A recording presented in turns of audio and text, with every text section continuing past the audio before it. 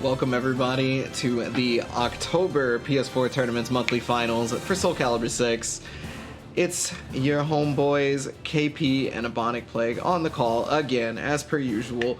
So earlier we saw a little bit of the EU side. Today we're going to be seeing some NA side. Talk to him, KP. Yeah. EU got the memo. They moved in unison. It was super clean. I had a lot of 3-0s, and then second round it was 3-1, some drama and losers, but at the end of the day we had the repeat champion, Rufus, taking it back-to-back as we take a look at this recap video of today's earlier action. Last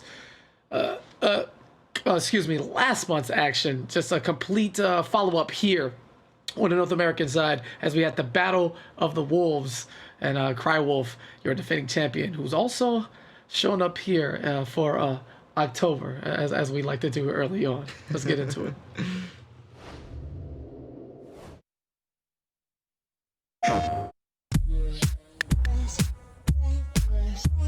The Soul Calibur EU monthly finals for September saw some familiar names back in the competition. It made us wonder, who would make it to the finals this time? Who would make the top 4? Would it be fan favorite Fan Lee? Rufus? Only time would tell. The first match of the day saw Fan Lee take on Nin. It was predicted that whoever took this match could make it far. And well, Fan Lee showed us why they deserved to go the distance, winning the match 3-0. Oh no. Might have it right here, KP. This is it. Oh yes. no! From there, we saw Cloud SC take on Leo Verde, aka the Taki main Rufus.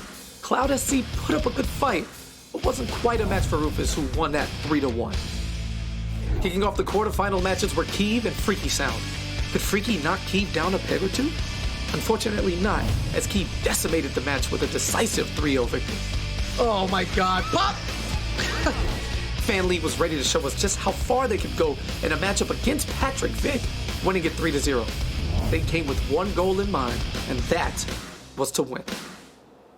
The infamous Rufus took on Saywin and almost met his match. Saywin was not going out without a fight, taking the match all the way to Game 5. Rufus quickly realized, however, he needed to change his strategy and adapted just enough to take the match. The semifinals would see some incredibly impressive players vying for the grand final spot, with matchups between Keeve and the lesser-known B-Boy Skyzo, and Rufus going up against Fan Lee. Keeve made quick work of B-Boy Skyzo, taking the match 3-0, while Rufus sadly put an end to Fan Lee's run, also winning 3-0. That meant the grand finals would be two top competitors taking each other on, a rematch from August's finals, Keeve versus Rufus. Keeve once again had been unstoppable up until this point, winning every single match 3-0. Rufus faced a little more adversity along the way, but could definitely pose a threat to Keeve's reign. However, this month, Keeve's reign would remain as he won the title of champion of the European monthly finals for September, still 3-0. One more shot. It's the mid again, and Keeve does it. The North American monthly finals for Soul Calibur in September had some familiar faces return, saw some unfortunate internet hiccups for players, and gave us the opportunity to crown the best wolf in the North American Open Series. The day started off with Crack 873 versus Crywolf, making it the first match to see who the best wolf in the competition was. Crywolf clearly wanted that title, making quick work of Crack 873 with a 3-0. Rushes and lethal hit. Oh my goodness. What an exclamation point on the end of the set. Crywolf. Next up was Revan Is Me versus Belly Fatty. Unfortunately, Belly Fatty was not enough to take down an unconfirmed Sith Lord, as Revan Is Me took the match 3-0. In the quarterfinals, we saw our second wolf, the Canadian Mind Wolf, take on Valdo player and defending monthly finals champion to create team. Mind Wolf put their mind to winning and showing how bad their bike can be, forcing a definitive Game 5. But Decree's Voldo was not allowing it. Decree took the match 3-2. Got the back roll. A lot of damage. Oh, there it is! He got him! Crywolves as well was ready to help Wolf keep the title of best wolf in the competition as they took down JD Inverse with yet another 3-0. Duck And under such a again, great stab. reset into the muscle buster, and Crywolf just 5 steps ahead. Kicking off the semifinal matches were Decree 18 and Chess 101. Decree was ready for another painstaking Game 5 as he had already been through the turmoil, but Chess 101 was a little more strategic and was able to take the match. To see who would join Chess 101 in the grand finals, Revenant's Me took on Cry Wolf. Would the Wolf be able to go in for the kill and move forward? Yes, as Cry Wolf took the match 3-0. Oh, and that is gonna spill curtains for it. Do the dance, tune up the band. The symphony is here, and all the swords are in attendance as Revan is Me sees elimination. Grand Final saw Chess 101 and Cry Wolf go head-to-head. Chess had shown great skill throughout the competition, but Cry Wolf took every single one of their matches 3-0, and so they would be in the Grand Finals as Cry Wolf proved they were the best wolf and the best player as the North American champion for the September monthly final.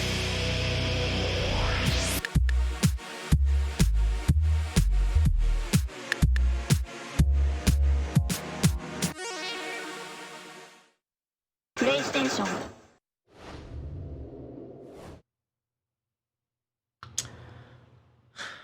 Ebonic, are you ready? Yo. It's round 2, right? What do you think is gonna happen with NA, boss? I don't. You know, we called it. I wasted my prediction on EU. I hit everything right on the money. I'm gonna sit down and think about it. How you feel? I think there could possibly be a Wolf winning some excellent prizes coming here in the PS4 tournament series, because we do have a prizing structure that helps people out every month. First place, 400, second, 300, third, 200, fourth place, 100. So everything, once you get into the top 4, is basically a $100 money match. You're playing for the best in prizes that the Tournament's Open Series has to offer here. Yeah, taking a look at the bracket here.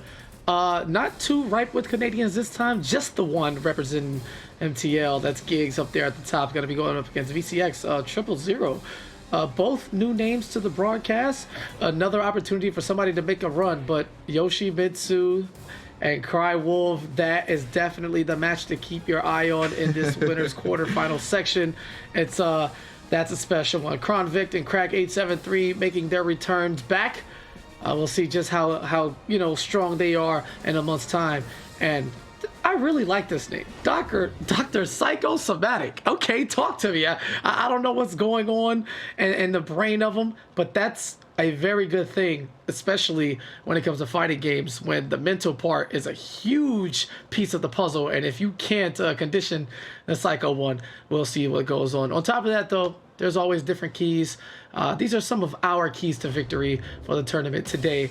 Me, I like to just keep it sweet now. There's double elimination bracket for the month of October, right? So that allows you to play a bit more relaxed and take your time to figure it out. In a single elimination tournament, you have to go, and you're firing on all cylinders, because anytime you fall behind, you're in danger of elimination much more quickly than before.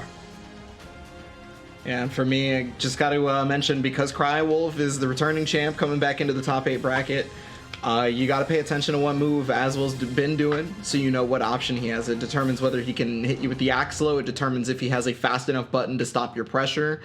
There's a lot going into it. Just make sure that you saw what move he used, and if you hit him out of it, you know he has no weapon at all. Okay, so just block forehead. That's the we're going with that again. Just block the axe low for it. Just react. Just react. It's that easy. Forehead all day. Well, I'm not gonna hold you. I kind of believe you as we look into our predictions. I'm going to keep mine short, simple, sweet. I think Cry Wolf is going to repeat as champion here. It's going to be a follow-up of what we saw in the EU division with Rufus, taking it back-to-back for September and October. I think Cry Wolf follows his footsteps. NA and EU connect at the top, and they say, look, we have an agenda, follow it, do the thing. I'm pretty much in agreement. Cry Wolf definitely looks like a strong repeat person, but going through Yoshimitsu 6 will be a big deal in my personal opinion, as Yoshimitsu 6 was somebody who not only did well in one of our previous months, but also in another online event, NLBC, actually was very close to taking out Ender's J, one of the best East Coast players that America has. So, Absolutely. the level of Fantastic strength is there.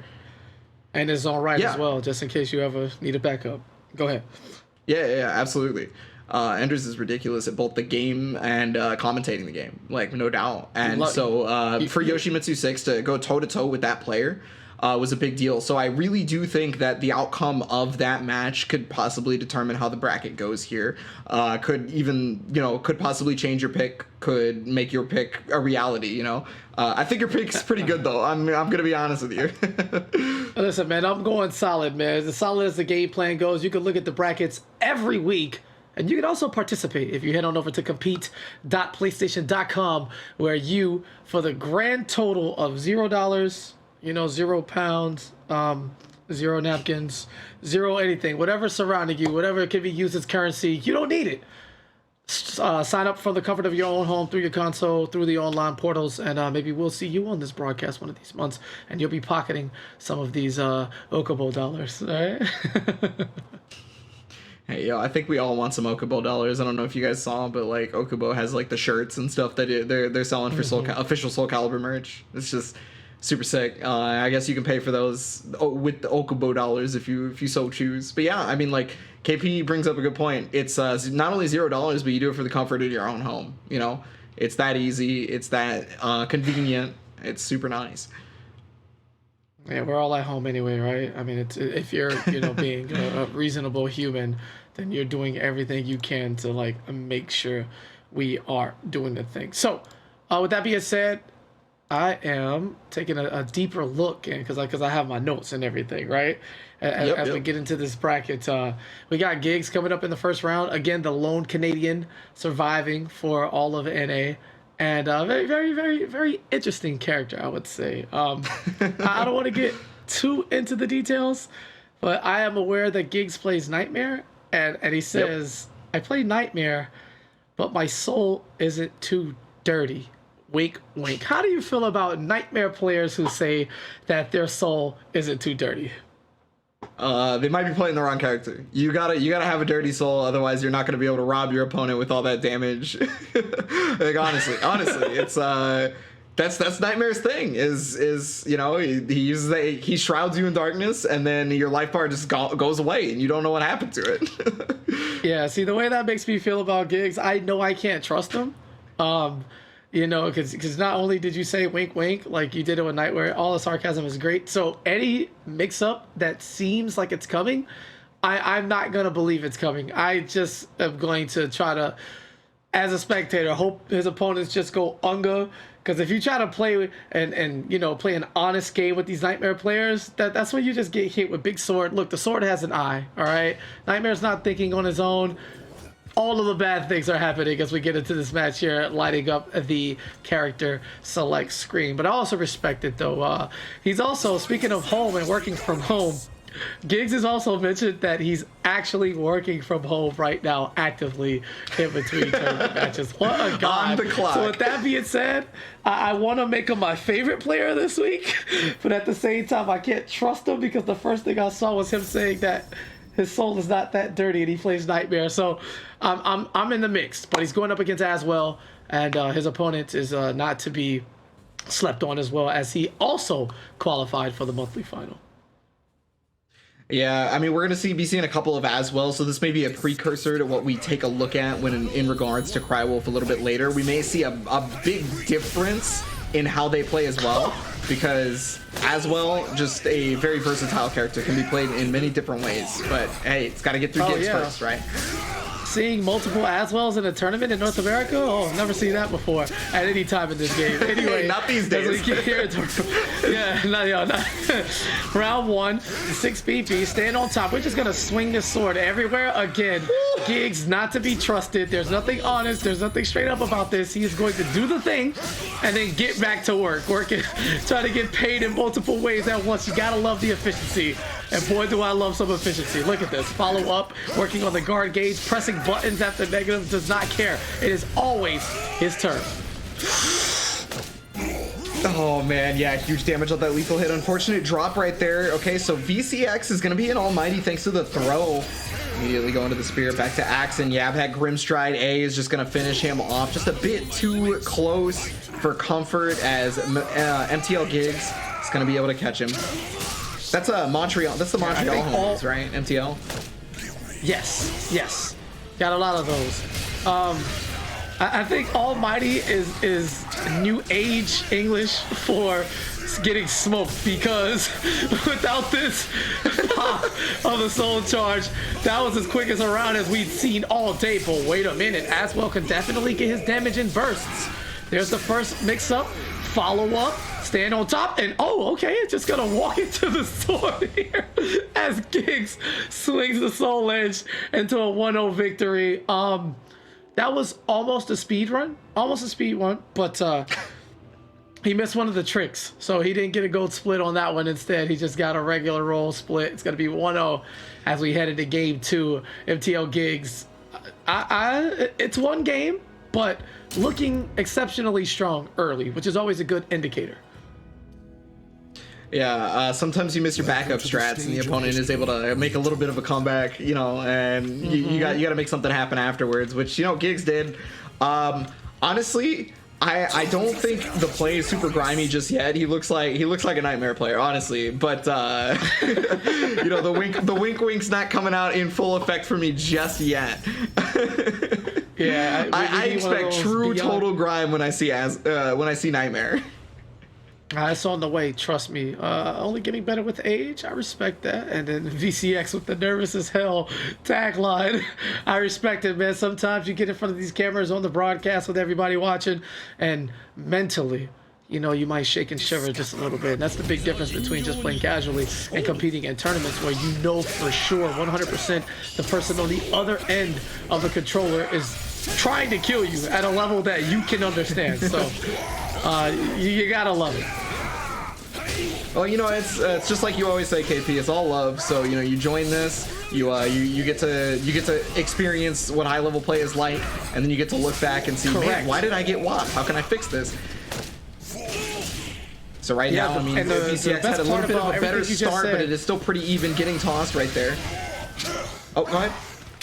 Yeah, getting back to what you were saying, the word experience is the most important one. The only way you can get it is to just do it. Don't worry about wins and losses. Focus on set goals for yourself, and then you can get to this level for certain. VCX looked infinitely more relaxed there in the first round here of game 2. Doesn't seem like he's pressed for space or anything right now. Going through his stances, kind of just sitting comfortably at where he wants to be. But it needs to be outside of the range of the soul edge, because Nightmare can definitely tackle that damage from just about anywhere.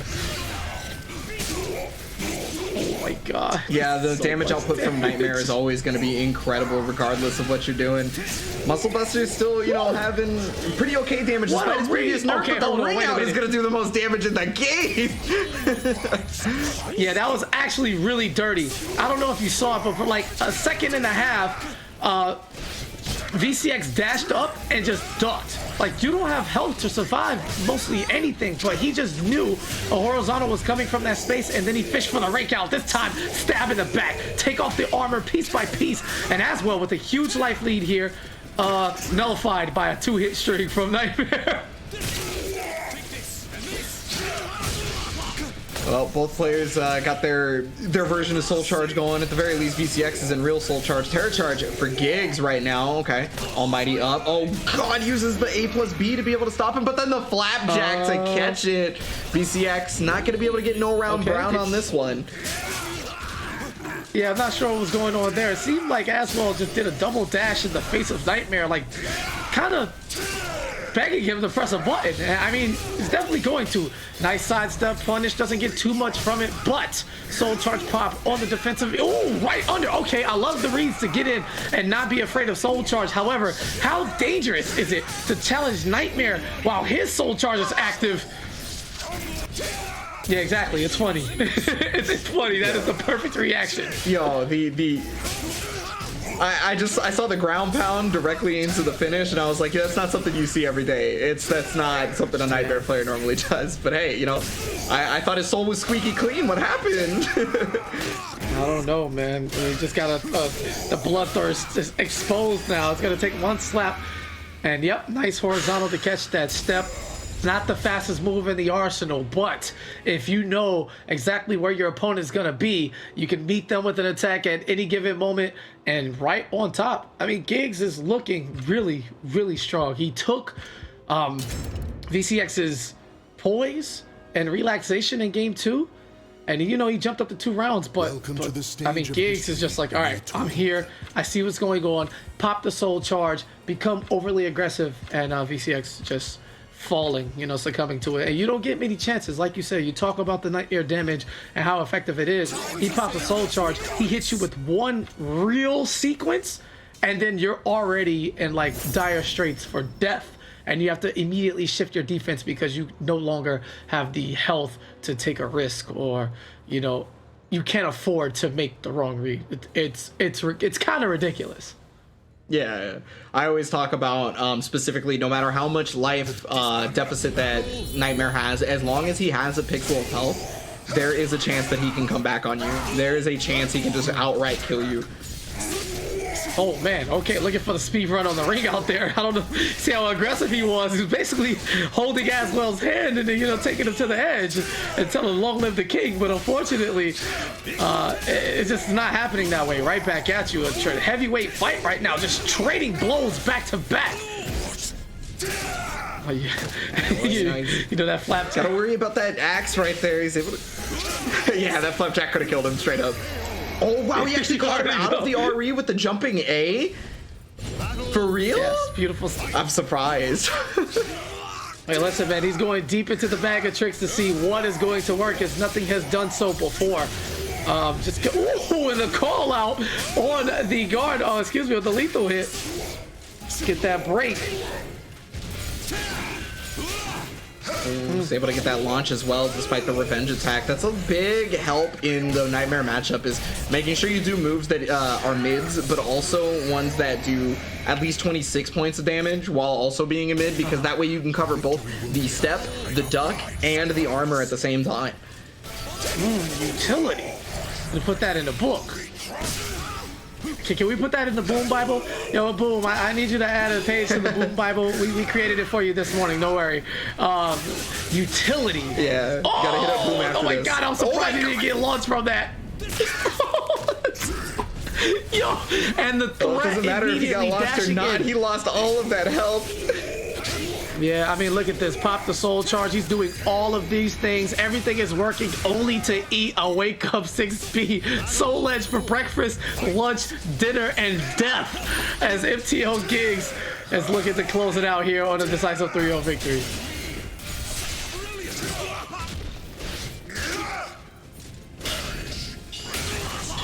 Yeah, I mean, he's still at the ledge. He's really got to watch out for these AGAs, these 4As, these ABAs, and especially the flapjack, right? But getting caught! Wait, that's not funny. Just dump city. Okay, it is funny. It's not funny. Naked Aswell is making a reappearance here, the strongest form of character. You see that stance? Just wide open. Here's a big punish. Oh no, pump fakes. He jumped for, I guess, dramatic effect in that sequence, completely whiffing. Oh, he was going full that's the second time he's done that. Instead of being able to get a 2-2B lethal hit instead, it's the second time he's gotten jumping B. And this time he whiffed. Last time he at least got a little bit of damage. I wonder if maybe there's like an input error going on there that I'm just unaware of that Aswell players have. Oh, didn't go the to muscle it much. buster right there, gonna finish it off. All reliable. All reliable. Oh, I was about to get my Aswell laugh on her. Oh wait, don't look at me doing my hands like this. Anyway, I felt the aura of the season 1 just taking over my body, and I was about to just turn into a maniacal, tyrant, humanity savior. But I'm gonna breathe. That's what I'm gonna do. I'm gonna breathe. All right, gotta reset things. That's now 2-1 in favor of MTO Giggs, and VCX is showing signs of life. You love to see it. No 3-0s to start the day here at NA. Already looking a bit tougher. The first round of EU was 3-0s completely across the board, and I think these guys might have been watching and saying, "Nah, I gotta put up a little bit of a better fight." So we'll see what happens here. Yeah, they're going to be on it looks like Castle Ostenburg, right? So there's going to be no ring outs if that's the case. All walls all day. But also, this is really good for Aswell because of how big the stage is. Meaning if he wants to run away and grab a weapon, he can just do that, right? Like, he can just decide whatever weapon he wants to have. Yeah, it also helps to be surrounded by walls in any corner of situations. He flies out that muscle buster. We're talking big damage. Oos. Oh my god, why does that do so much? Alright, shots. Shots again. Oh, okay. I guess Nightmare wasn't quite fond of those launching spears. Wanted to get up close and personal. Hey, sometimes you get a little bit annoyed with people just chucking projectiles at you. You gotta do something about it, like that revenge right there. Look at all the damage. He hasn't even gotten like a clean hit on him with a combo or anything. It's just raw hits over and over again. Yeah, it's so crazy too. Like, you know, cool dude once told me that Nightmare has no baby hits. Everything hurts like a grown man. You understand? So it's like I look at it, and what seems to be a big life lead, they just disappear. One sweep there, a follow up. It's insane, but you gotta love it. Yeah, I mean, I hope those big hits though are able to help out through this, because it as well as not caring about how much damage output Nightmare might have during that last round. I mean, hey, that was over a third of your life and 2 hits at round start, but yeah, I guess what I was gonna say. Look at his health bar now. As well, what are you gonna do?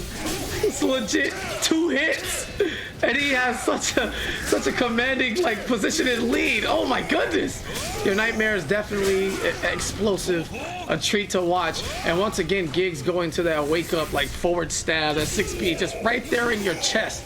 It's not, yo, I got something I need to talk to you about. Nightmare's like, no, let's talk about it right now, all right? And don't call me or text me either. You're gonna talk to me face to face. I'm gonna put this sword right in your chest. There's the counter hit. Oos. Not enough. Oh, excuse me. The added damage on the ground bounce, and right on cue, Nightmare on his way to the winners semi-finals, and MTL Giggs is going to immediately put the controller down and get back to work. You love to see it. You love to see it. He's got to clock in those hours. Got to stay on his work as much as possible, you know. And I do mean both Soul Calibur and his actual job. Yeah, as so you know, taking that game 3-1. I mean, again, that was like the Nightmare special. One particular thing though I do really want to mention is that the Nightmare special, quote unquote, of all that damage would not have been possible if it wasn't for the fact that it seemed like he really understood VCX's timing. He really seemed to figure out when to counter hit VCX, when to catch them stepping, and any of that kind of stuff. And so that's why all that big damage was just basically constant, right? I know Nightmare normally does a ton of damage on average, but I feel like that was a bit more than usual. Listen, man, at this point, it's so insane what he does and what we've seen consistently from the players, the Nightmare players in the Open Series, that if I see a damage anything, I'm just going to assume it was intentional. As we take a look at the bracket, MTL Giggs moving on there after that 3-1. A bit of a slowdown, but was able to close things out the way they started. Up next, we got Yoshimitsu 6. And my pick to win it all, once again, Cry Wolf. That's definitely going to be intense for the most part. At least we hope so. But you are going to see Aswell once again.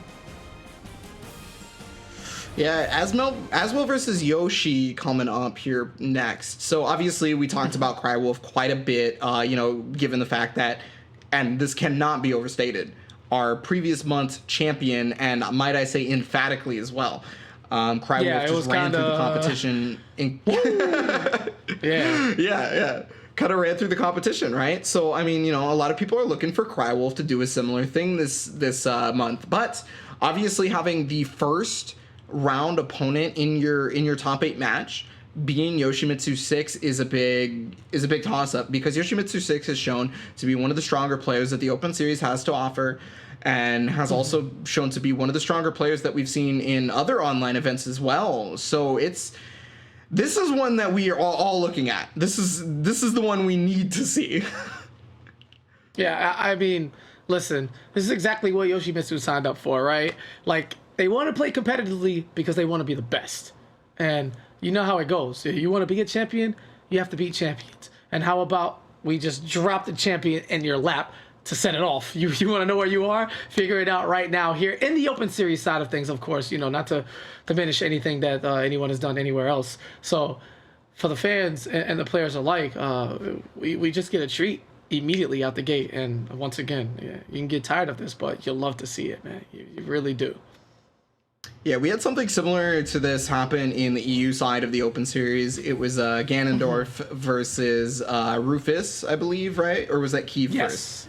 It was Rufus. No, Rufus was first. Okay, yeah. So we had a lot of hopes for that match. That one did not really go the way that we were expecting. But regardless of that fact, I think this one will probably deliver in a more appropriate manner. Oh, well, let's find out what's going on here. Yoshimitsu, you know, committing to the character that he has named himself after, which is crazy because he played Wrath in Soul Calibur 5. Yeah. But said the movesets and the catchphrases are what turned him over to the Yoshi gang. It's the most fun he's ever had playing a character and never had a dull moment.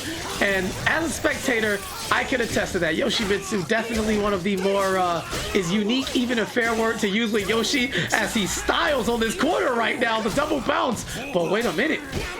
Using the air mobility to kind of escape the tail end of that combo. Yeah, as Crywolf finally wakes up. All right, just had to get something started right quick. Turning on the humanity batteries. Up against the wall, and yeah, it's a 50-50 on that one. Either high, low, and when you have no health left, it's pretty much anything that can go for Crywolf there. Unfortunately, we did have, it looks like a connection issue. Calibur is back, but this is just the way it is. So the match is still going. Just so you guys know, the match is still happening. Okay. We just unfortunately had the issue of being tossed out of the lobby, and that's just how sometimes online tournament works. Nothing you can really do about it. All right, cool. So in my head, we're going to go back to it from a different feed because we are prepped for this, baby. Shout out the production team as we get right back into here. Only missing a round that Crywolf won and a lethal hit. How about a comeback present for everybody? Oh, Yoshi trying to slide in. Oh, you didn't get it the first time? Here's the second wave of lethal hit presents. Now, trying to play it safely. Crywolf marching away from that edge. Does not want to give away a perfect round to a ring out, and successfully does. So you love to see it. Yeah, we missed most of that match, and Crywolf didn't care one bit. He was just like, don't worry about it. I'm about to make this happen. Yoshimitsu 6 kind of on the back foot right now, despite the life lead. Soul Charge to come out from Crywolf, and he wants those plus frames, baby. All right, going up top. So many Beyblades. As well, also created. Yeah, he's also the creator of the wheel. All right, as well. I'm giving him credit for the wheel. I'm giving him credit for breakdancing. A lot of things. Without him, humanity would not exist where we are today. Another lethal hit. Follow-up doesn't have enough of the carry off the stage, but Yoshimitsu 6 in trouble here. Yeah, he's able to catch the step at the very least, but not the second time. Caught him before he was able to get punished as well. Okay, plus frames, and then it's going to be avoiding the puddle. The low on the 1K to finish it off. 2-2 now. However, not a lot of meter here for Yoshimitsu 6. No Brave Edges available because of that. Oh, there's a call out. Can they get a launch from this distance? No, instead looking to reset things and stack up as much damage as possible, and Crywolf backing off, allowing Yoshimitsu some freedom so they can play towards the middle of the stage. Would much rather give their opponent space than to risk a ring out. Crywolf just looking to outplay the traditional way, depleting his opponent's health bar. Okay, tried to go for a rainbow drop to maybe get the ring out, but no dice there. And they just move back to center stage because Crywolf understands that Yoshimitsu can ring you out from almost anywhere on the screen, right? And there it is, the launch, the symphony. Play me a song, Crywolf. Like the #1 single in all of the world in the year, whatever year. My Love by Aswell, Aswell the Rebel, Aswell the Savior of Humanity. He had the, he also, I'm crediting Aswell for music. He had the #1 album back then, and it stayed on top of the charts for thousands of years, and here we are. Just like that. Aswell is such a fantastic character, man. Just bring him back. Matter of fact, retroactively put Aswell in the previous games. Can you do that? Is there like a reverse DLC thing? You go back to 5 and put Aswell in. You know me, I'm a big fan. I'm a big fan of this character. I'm okay with that. Of course. Somebody, you know what I'm saying? Just go back to like PlayStation 1 or something like that. Put Aswell in all the Calibur games that were on that system. It'd be great. You love to see it. Okay, so continuing on here, though. Crywolf looking like the champ that we know him to be. However, it's still early. Still early. Battle 1. Fight. All right. Game 2? Yes, game 2. Wow, the switch to catch up with everything was so quick. It makes me exceptionally happy that we didn't miss much of the action besides the single round. Tapering up again. Here's a launch follow-up. You're seeing counter hit. You're seeing counter hit a lot there. A GI isn't quite, classified as a counter hit, but it might as well be in the eyes of opponents everywhere. That was just a clean round. Crywolf calling Yoshimitsu out at every turn of the block. It sucks. Hit out of the CE or soul charge, whatever it was, maybe an unblockable. I saw the flame. Whatever it is, this is a one-player game right now, and Crywolf is just showing you the weaponry available in Aswell's toolkit. That's been Crywolf's claim to fame so far, at least in the open series that we've seen, is just trying to make it a one-player game as much as possible. He straight up tells you, like, check the back of the box. It does not say multiplayer. This is not a multiplayer game. This is a one-player game. I purchased it. I am going to play it, not you.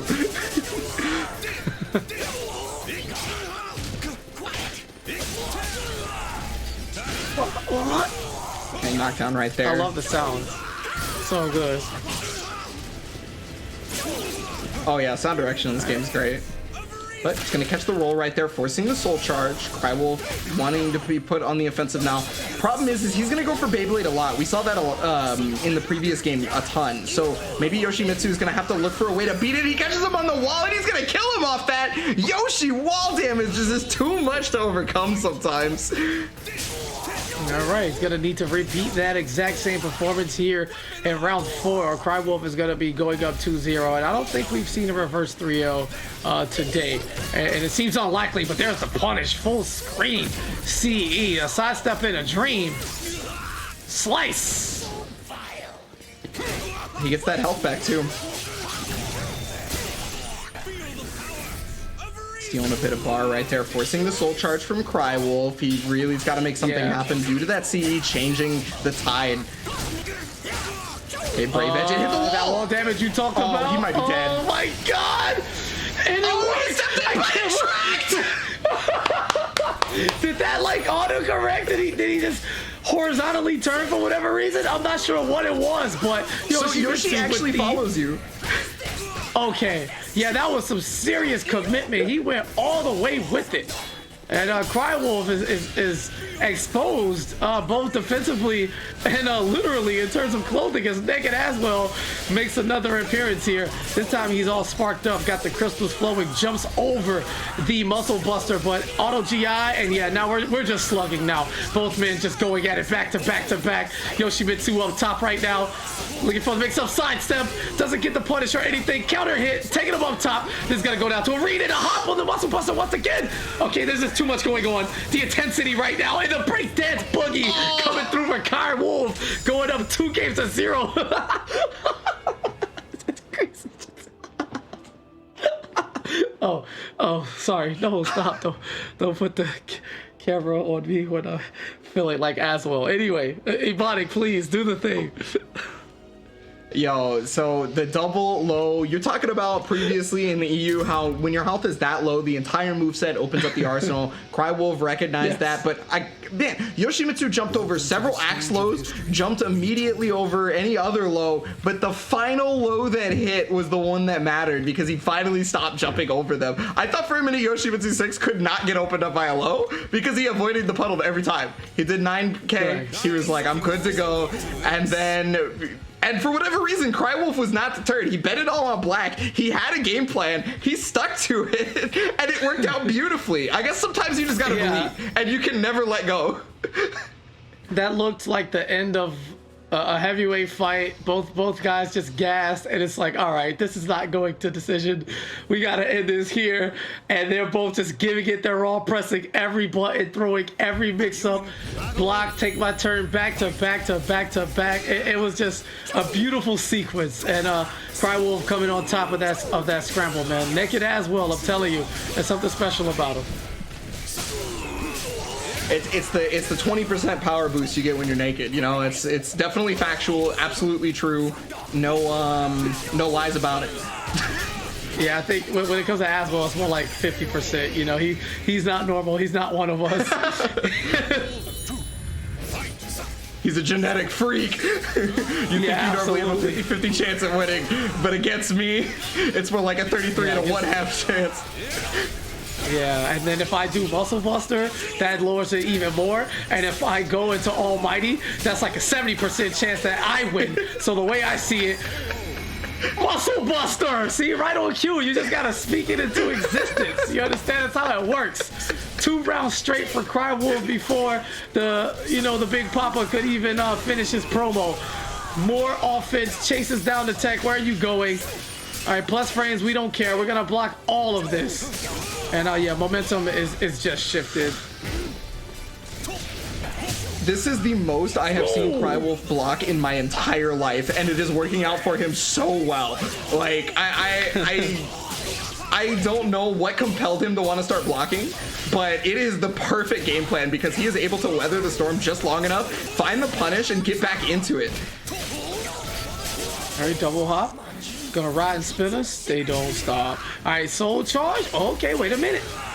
Oh, and the attack, Crywolf, so aggressive. Oh, followed up. Doesn't give Yoshimitsu the chance to do anything while his meter was trying to save him and prolong that. But that was a in that third game. Crywolf just kind of waltzing into the semifinals with. That seemed like a little more than an exclamation mark. Can you like square an exclamation mark or like cube it? I don't know. It was kind of OD. As we take a look at the replay, relive the carnage that was Crywolf versus Yoshimitsu here with that perfect to set things on. You said that you were the one who was into math back in the day. I was the one who couldn't remember math, and now you're telling me you don't know if you can square or cubed an exclamation point. I was looking for you to be the expert, KP. Hey, listen, man. There's something special about Scott Snyder's math that nobody understands, all right? You just take it and you believe it. The only man who could understand it is Aswell, and you saw what happened. It was a W, but this corner situation was sick right here. So much damage from the follow-up, and then unblockable. Oh, my God. At that point, you've held the button for so many frames, you might as well commit to it. The breakdance boogie. There was just a lot going on. Crywolf all over the place, and they all led to the same path, and that was the winner's side of the bracket. And so we still have a bit more in the winner's side of the bracket. We got Kronvict versus Crack873 coming up, and then after that it's going to be Dr. Psychosomatic versus Chess 101. Chess was the Sung Mina that made it to grand finals versus Crywolf last month. So no surprises that they are this far into the bracket this month as well. They've already shown exceptional skill, right? So it's not really too crazy. But Dr. Psychosomatic, I don't know if we've heard that name yet. 2 names we have heard are Kronvict and Crack873. Crack being the maxi player that unfortunately lost round 1 in the top 8 last month to the champ himself, Crywolf. Yep. It's a bad draw, but luckily, October is all about redemption. Not only to pick up what you left off in September, but it's a double elimination bracket, so it's all love as we look into it, man. But it's gonna be a tough one. All right, Crack is Maxie's one of those characters that you just love to watch, but you know his opponent, they've been here forever. It's not new, right? I'm looking at Kronvik, and Kronvik was actually at Devastation Phoenix way back for Soul Calibur 4, which is crazy. I don't know if you placed. I do know that he lost to Lolo and Black Mamba in tournament, but I know some players who were playing another game who never got paid. I wonder if they ever got paid. It's been a long time, bro. Come on, hey, Devastation, bro. Devastation. Yeah, I think we all have a story, so we should probably just kick it off to the match here. Dark years, 2011, 2012, for much better times nowadays, but we're going to let that go as we get into it here. Here's Keelik, here's the vaccine. Oh, man. That's so crazy. So, I mean, Kronvik, Keelik extraordinaire, only got a couple of secondaries, but it's pretty much always Keelik, especially the last time we've seen them in the open series, right? However, Crack, we didn't get to see too much the last time we saw him in September because, ran into Crywolf, and so now we're going to actually get to see both players exemplify their skill just a little bit more as he rounds out the first one with a perfect Crack going in. Yeah. Will we see Kronvik get to show us anything? Because picking up where he left off, that's almost half of his health gone, and he hasn't gotten a hit yet. You know, hasn't. Okay, there we go. All right, damage acquired, and now we can play the game evenly. Ooh, baiting him. There's that wiggle stick. The counter hit variety gets that stun, catches a sidestep, none of it. And okay, Kronvik just needed a little bit of time to wake up. Nothing wrong there. Ooh, damn, slowed him down exactly where he was standing. You stop all this nunchaku nonsense, all right? I need you to just take this. All right, and Crack, being the rebel that he is, he says no. Getting forced to take that. Absolute rebel right now. A lot of bar for Kronvik coming out, but the normal guard is gonna get the lethal hit. Big damage, possibly a mix-up here. Let's see it. Yeah, went for the mix-up opportunity, but Kronvik remaining vigilant. Gonna be having, okay, that's 7 stars right there on that Severance. Full attack. All right, taking the legs. The RA is not enough. The RA comes out. That is guaranteed. It's a lot of damage incoming, man. It's a lot of damage incoming. Enough to fight, to live another day, but another day means 2 seconds and 1 mix-up as Kronvik gets on the board. Fantastic usage of game mechanics and the meter available to him. It's just basic knowledge and wherewithal to know what's going on, but again, still has 7 stars active, and man, listen.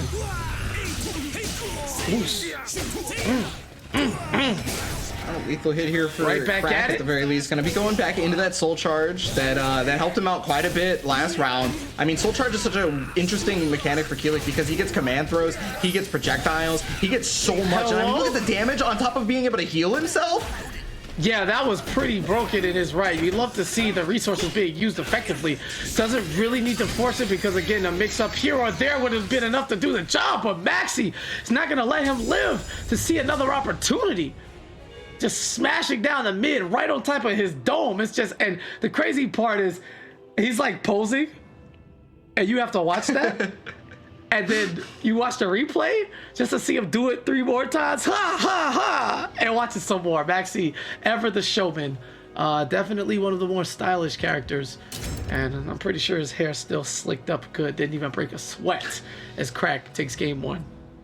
Welcome to the stage. That match from Crack, I have to say, that looked incredibly strong. The knowledge versus Maxi strings didn't exactly seem to be there for Kronvik. I'm not sure if maybe he's just a bit unaware of exactly how to fight the character, but we're gonna see a switch to Sung Mina. Maybe it was a comfort pick or something like that. Probably feels a little bit better about playing Sung Mina versus the character. It is 3 out of 5, so you know he at least has the chance to test the waters, figure it out, because he did say that this is one of the characters that is a secondary for him. It's also double elimination, so With that being said, you can go ahead and start to maneuver around and experiment a bit early on because you have a whole nother set to give in losers. And even if you lose this game, you can get a feel kind of for like where you are, where you're not necessarily in panic mode. A character switch here after game 1 would be pretty risky in a single elimination bunch. So I love to see players utilizing the options available to them and understanding that it's fine to get comfortable with your alternate characters.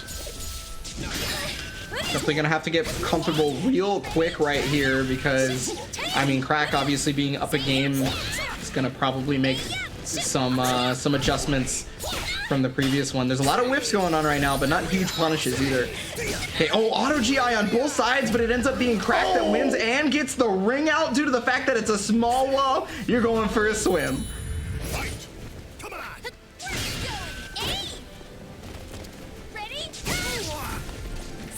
Watch your legs.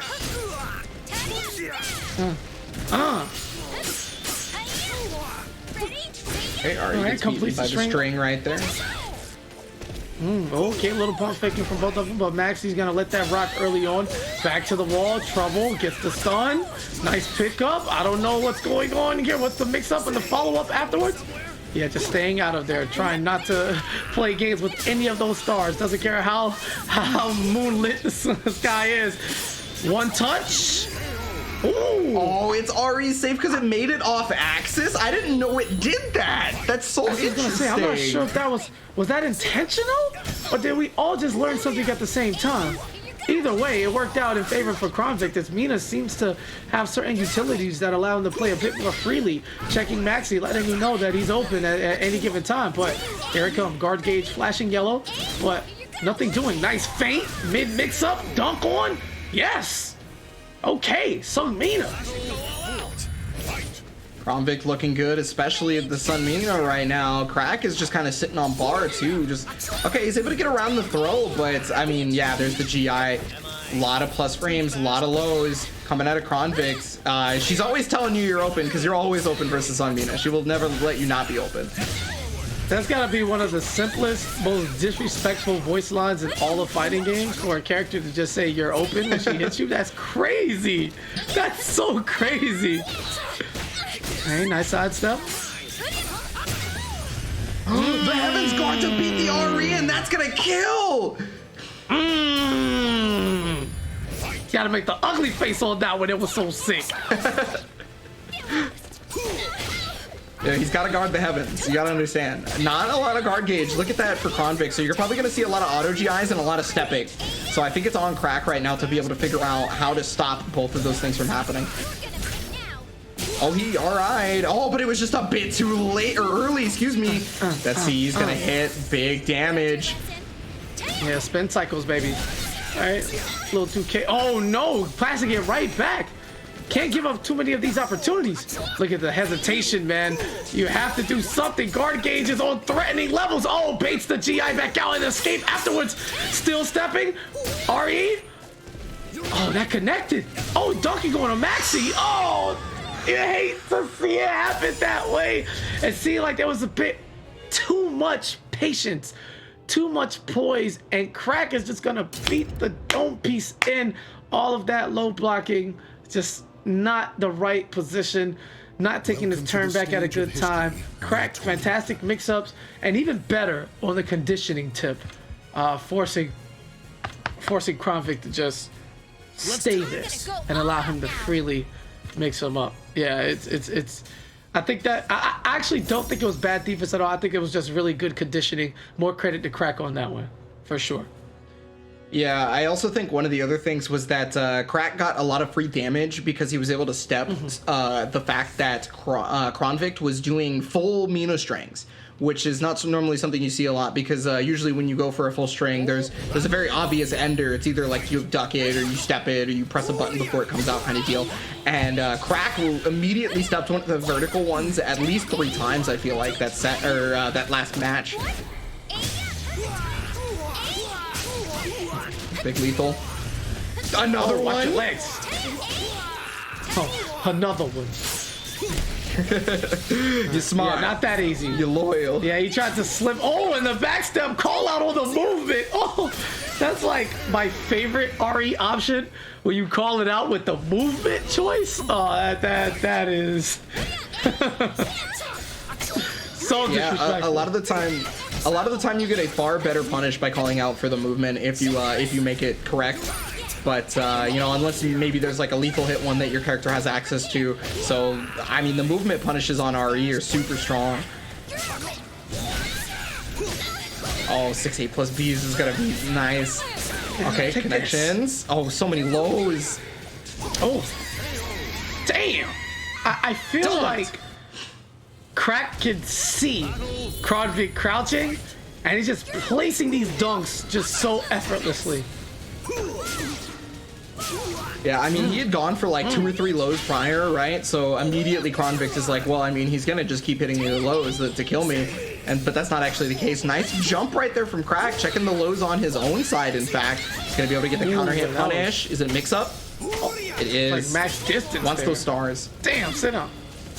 A little feint. Oh, catches the jump back. Follow up for the extra damage. All right, what's it gonna be?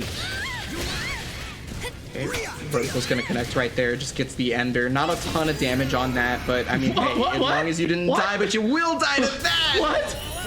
What? just do it. Yeah. Bay caught me stepping, I guess. Yo, Bay caught me stepping. I guess so. Here, right back at you. You sidestep, I can sidestep too. Nice duck to go under that. No flying kicks out here. You're gonna use those Nunchaku and Nunchaku only. All right, nice catch. Another anti-air situation. Maxi going a little bit higher than expected. Almost feels like he got boosted with the velocity of the jump. So the follow-up wasn't normal. And because of that, Crack able to create some offense of his own. A break attack with the follow-up launch. And yeah, Kronvik's in trouble here. Pop that meter.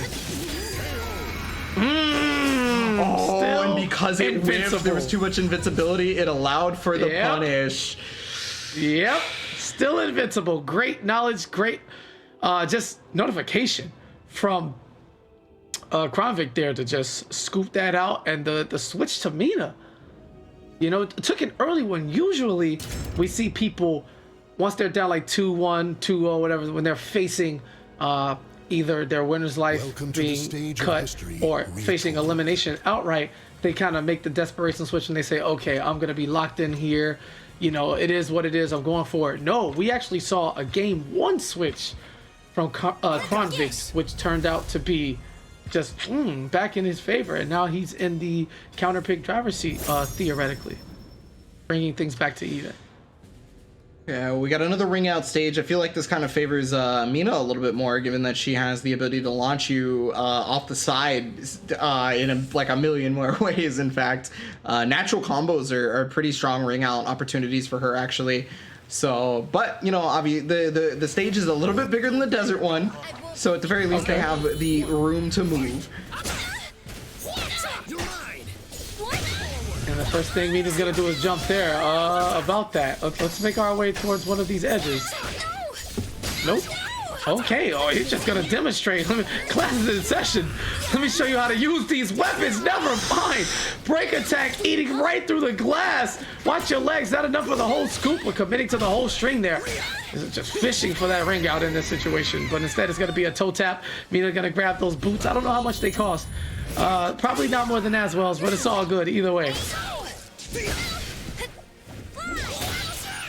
Whatever the case may be, first round of Crack looking pretty strong after, you know, what was almost a ring out opportunity for Kronvik. A lot of REs coming out as well, really trying to either build some meter or catch Crack off guard with those strings. Okay, GI comes out, just gets for the combo. Knockdown pressure, attacks the throw.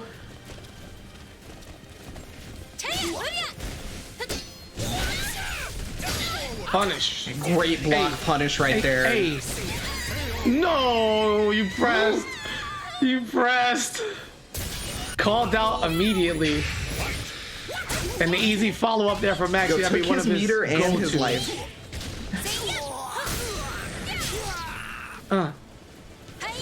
Okay.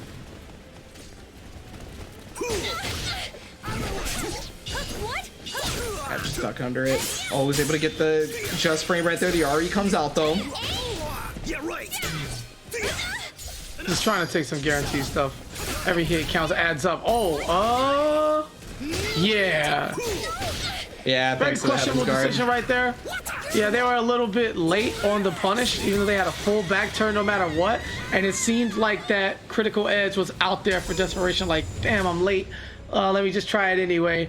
Easy adaptation, easy adjustment. Adjustment, and had the ability to just ding. Just that sound is so satisfying. The ding, like when you get any impact, it just feels good. And I didn't even press it. So congratulations as we take a look at these replays here. Yeah, so originally Kronvik started out with the Keelik, what we were about expecting, but that first round was a clinic. Just read him like a textbook, was able to get as much damage off of pretty much any situation, anti-airing, catching new chemis. I can name 6 different ways that Crack ended up catching any damage that he wanted, basically. It was just so far into his favor in that regard. It's wonderful stuff. Congratulations once again, Crack moving on into that semifinals. Now 1 game away from the money. Coming up next, we're about to have the debut to this stream, at least, of Dr. Psychosomatic.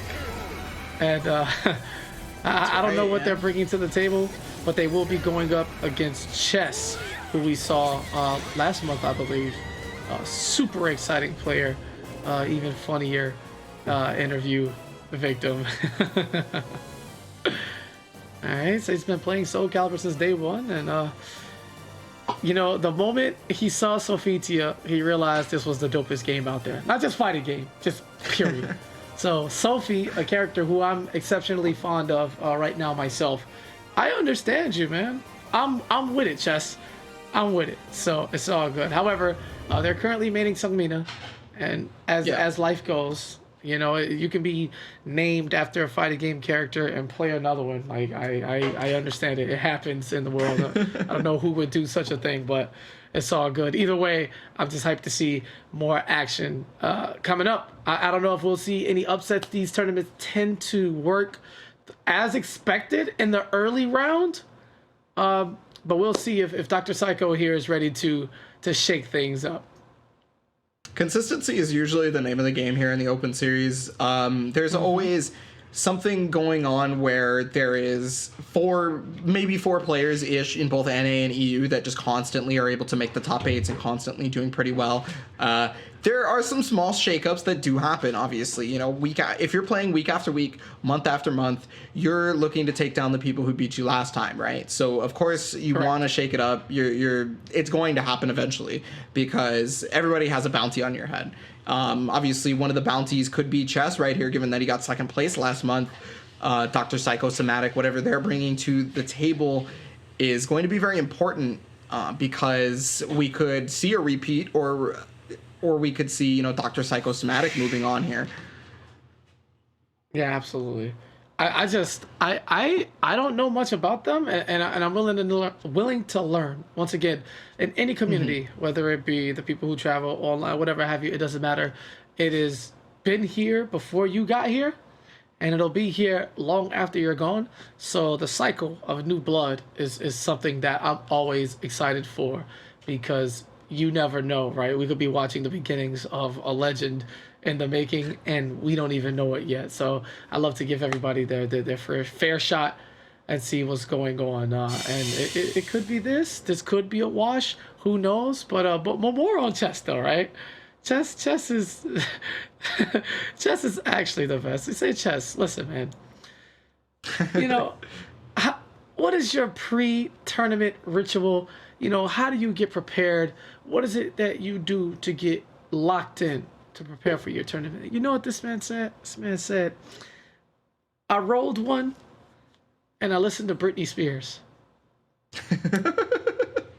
I don't think Chess is gonna lose. I think I'm gonna retract my Cry Wolf pick and just go with Chess, because you can't produce a better answer than that.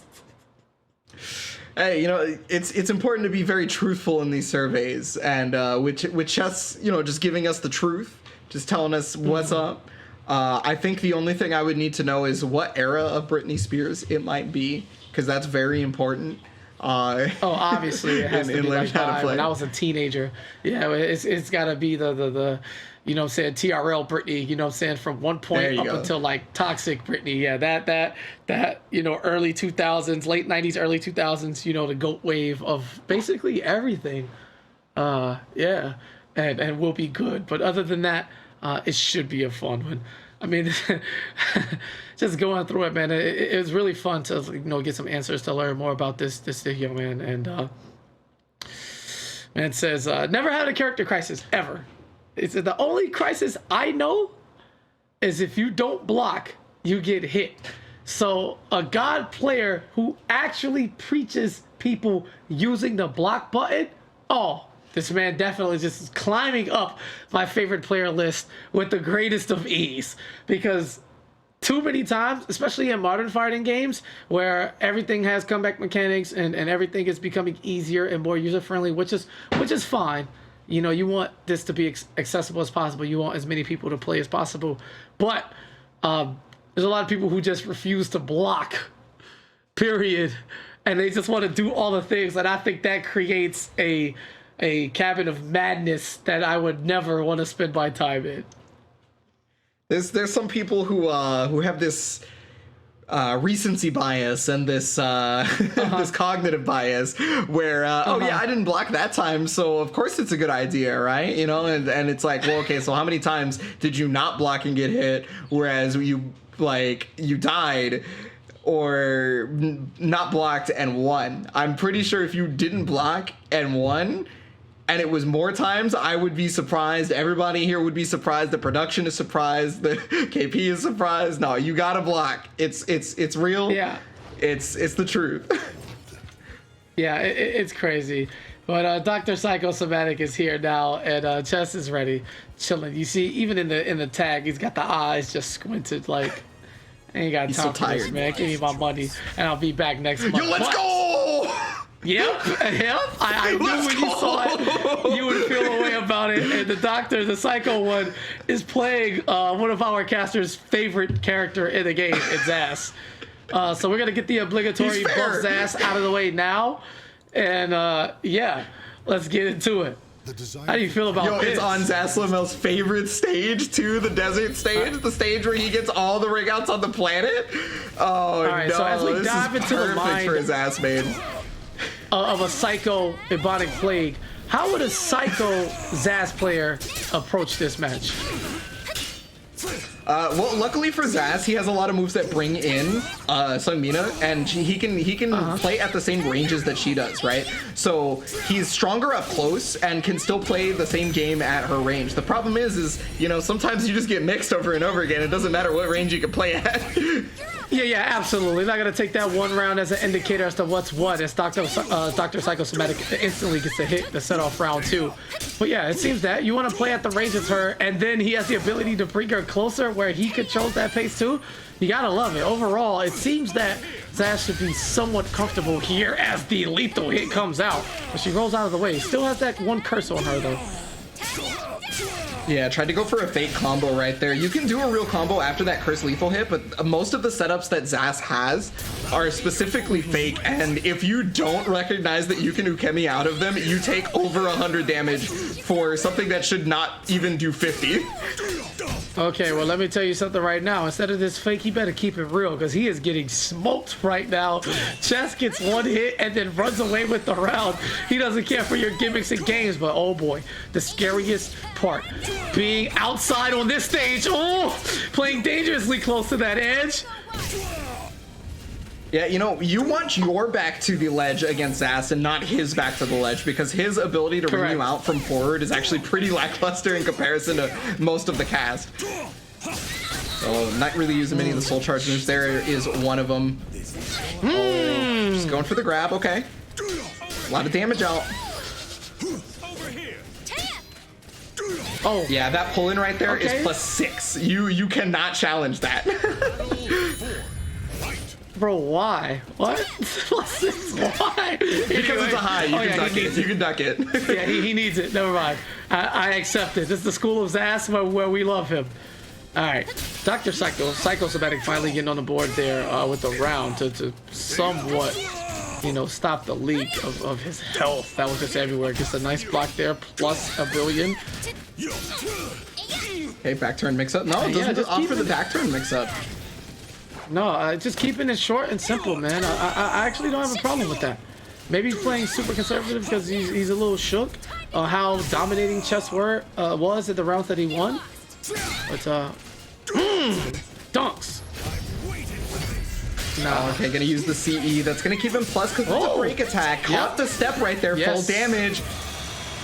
What? The big launch? Oh my god! Yes, it was. Was that a trade? And then Mina recovered in time, and Chess still got the follow-up hit. All right, crown this man. Crown him. Just crown him. That was crazy. I thought I saw Mina spinning around with the electric shock on her. I thought he was about to, you know, bust into the Harlem Shake or something. But instead, it was Chess like recovering and still had enough height on the vertical launch to get the extra stab and secure the bag. That was a crazy sequence. I don't even know what to think. If I'm Dr. Psychosomatic, I would brush that off. I would say, look, I made the right read. I was there. I just didn't get there fast enough. And a very unfortunate, that's like a 1 out of 100 chance that something like that happens. So I wouldn't lose confidence. I would just, you know, feel it, accept it. It is what it is. Great stuff there by Chess. And yeah, just keep it going in the game too. He definitely showed signs of life there in that first game. Yeah, I think if you're the Zas player here specifically, after that game, I feel like playing too honest was maybe a bit of a problem there. Playing the Zas grind is probably what you're looking for. You know, the weird back turn mix up stuff, the abusal of plus frames and things like that. That's probably what you have to be looking for because Chess has been able to get away so far. Yeah, too many verticals right there. Okay, counter hit, but no back turn mix up. Just kind of being regular about it.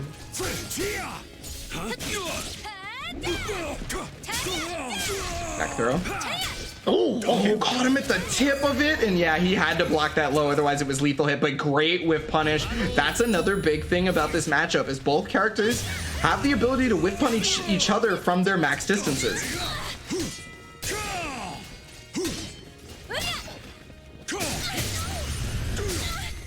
Oh, lethal hit on the tip of range. Oh, but no full conversion. Big drop.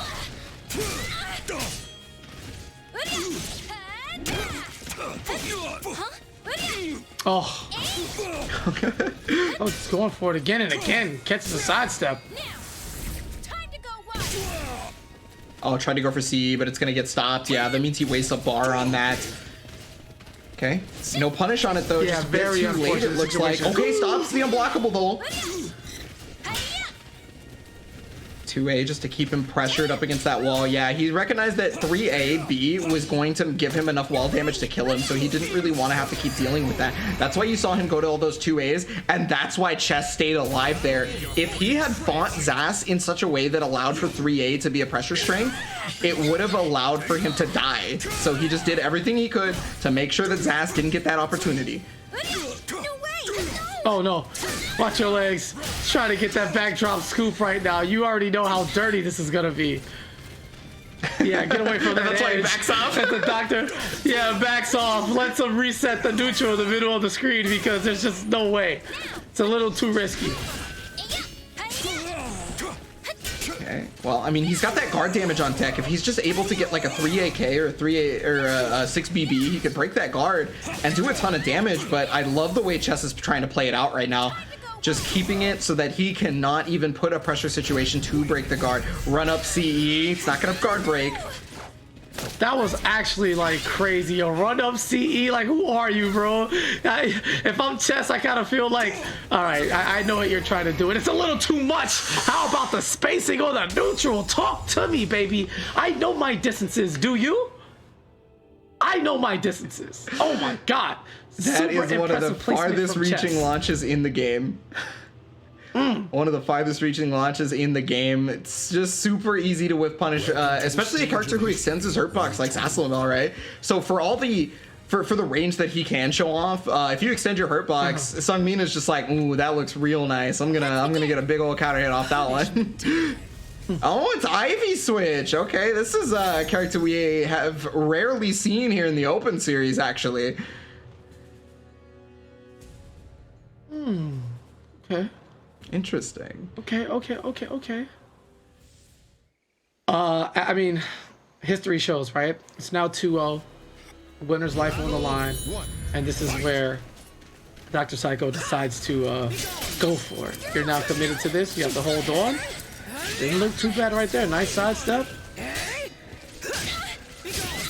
Man, watching this character just made me miss Sane and made me miss online. I mean, miss off tournaments. It's okay. That's we saw crazy, Sane bro. in the exhibition versus Party Wolf, you know. So Yeah. you can go back and watch that.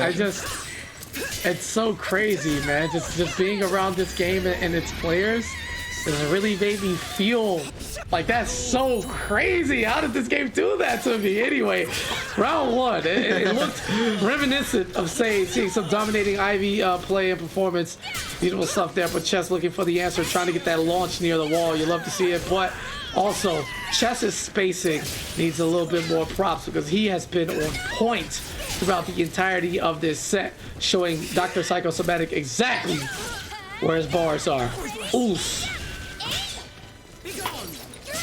Oh, I think Look at Dr. that. Psychosomatic in that first round really understood exactly what the changeup needed to be, and so he felt that Ivy was the better pick for it, because earlier you saw a lot more things like 9K, you know, the jumping kick, and you saw a lot more of her far-reaching horizontals, and then you also saw that right there, the thing that catches walking backwards and whatnot to bring you back in. It's a very similar game plan if you think about it to Zaslamel, so I can understand why he would go to it. He just probably felt like Ivy was better for it, but getting lethal hit at the tipper range right there, it's not working out as well as maybe Dr. Psychosomatic was planning out in the early stages. Launch. All right, reminiscent of the first step.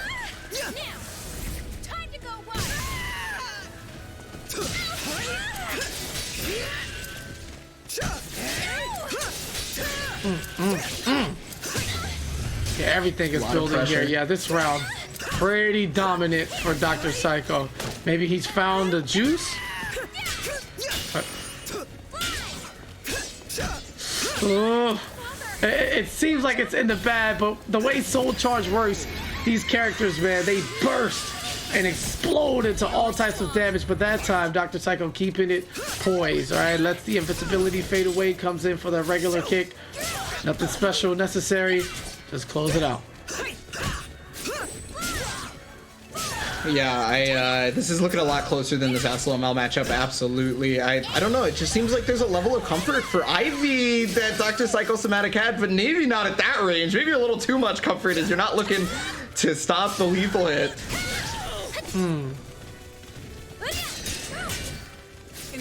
Okay, full string right there. It wasn't stepped, but he's gonna get enslaved. Yourself.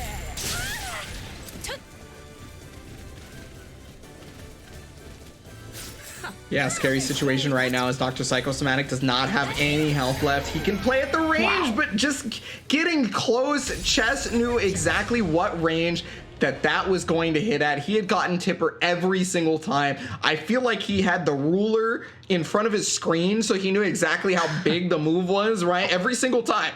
Every single time. He used it the second he walked into it. It was wild.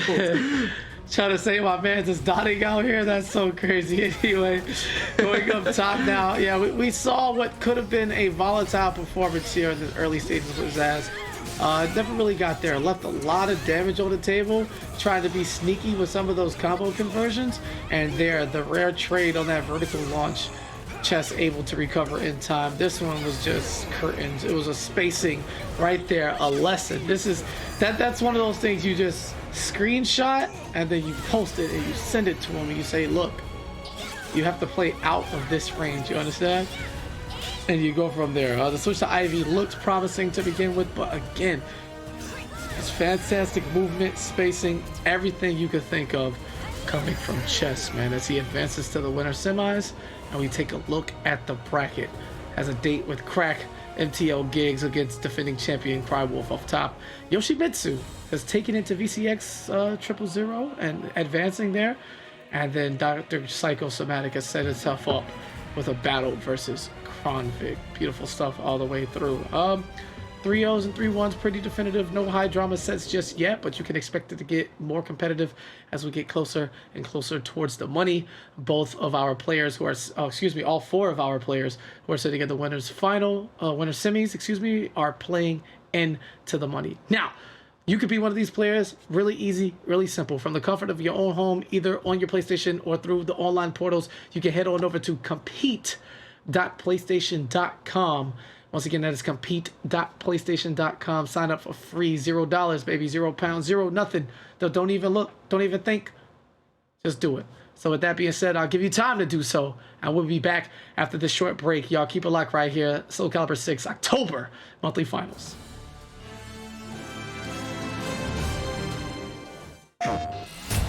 So many world famous players, they started online. We are good to go for our first match of the stream. We're here for FIFA 20 action. Who will be the overall grand final victor? The next PlayStation FIFA superstar. I think the level of play that we're currently looking at, and it's fantastic. No one leaves today empty-handed.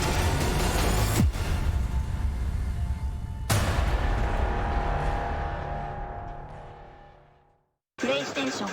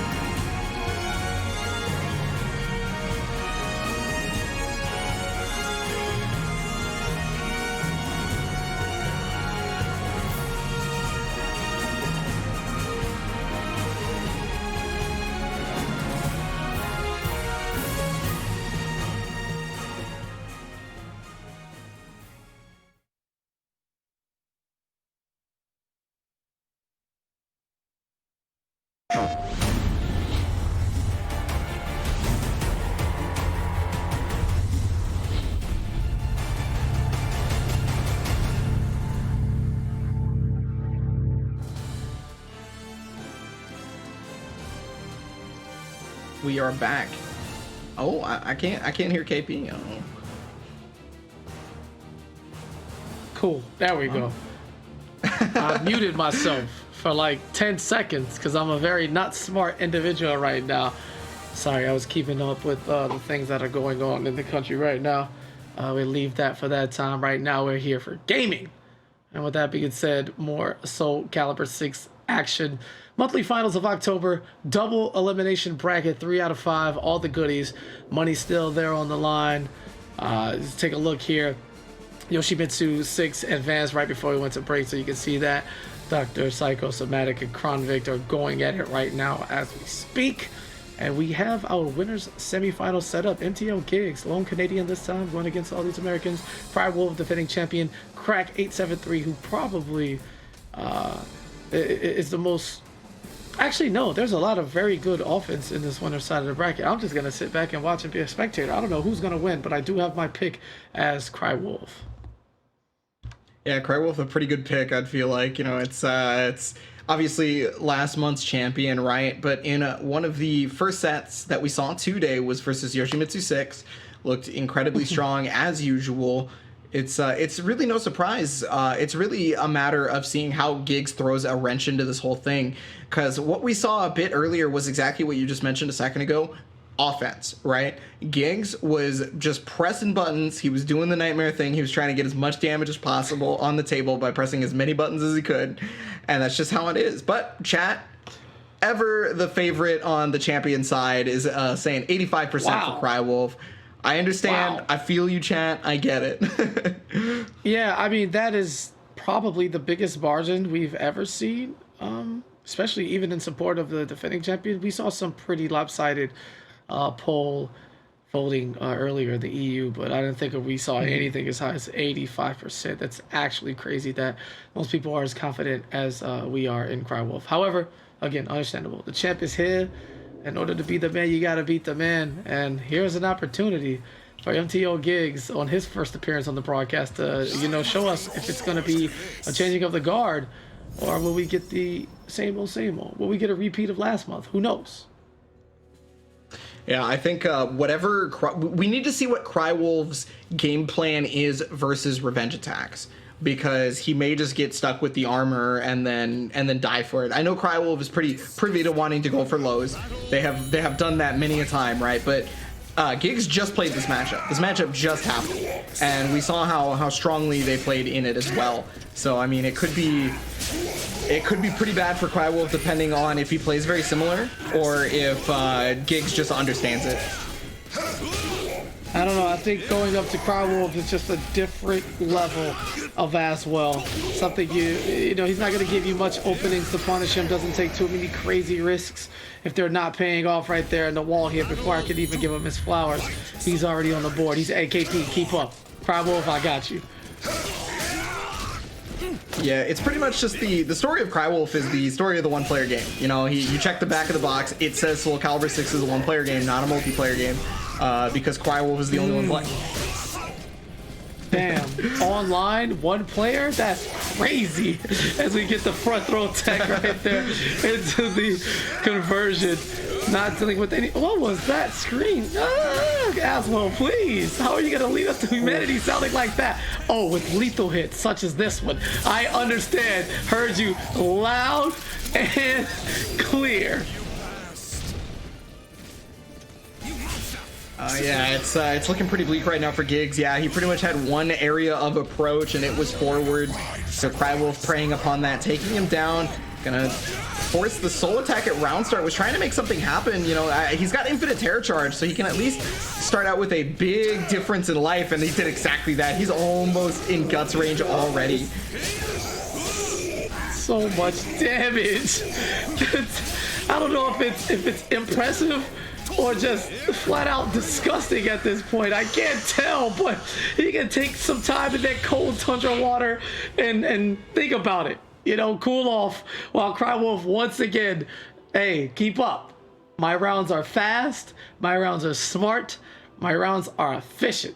And if you blink, you'll miss them. Yeah, the master, like, Crywolf is just the master of taking as well as Kit and using it to its exact reasoning, what it exactly is supposed to be used for, right? The 50-50 that he exudes at all times. He's a walking 50-50. He did it exactly right there to be able to get that ring out.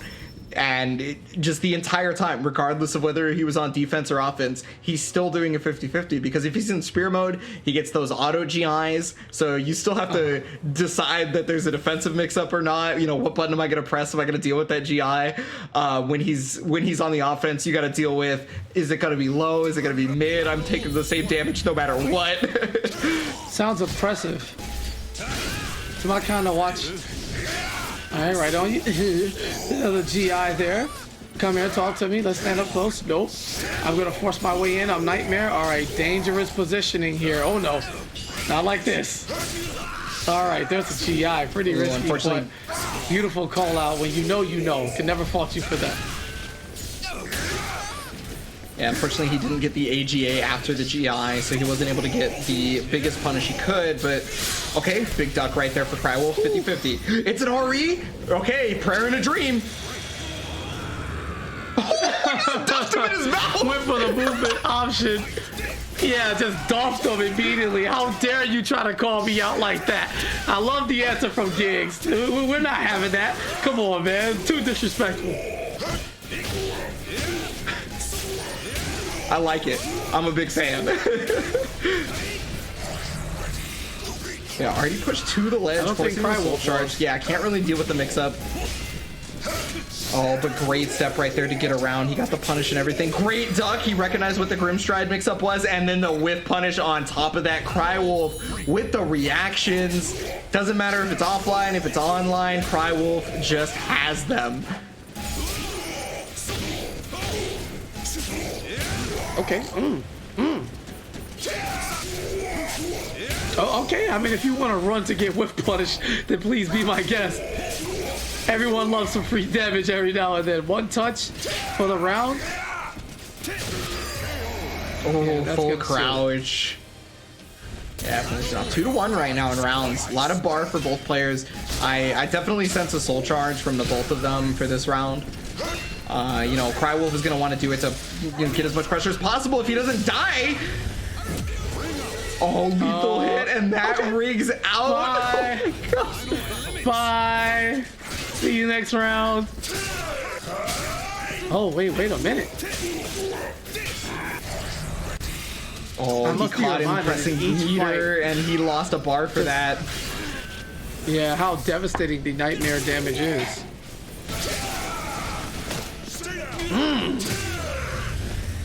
Lethal hit again! That's gonna kill, I think! Oh my God!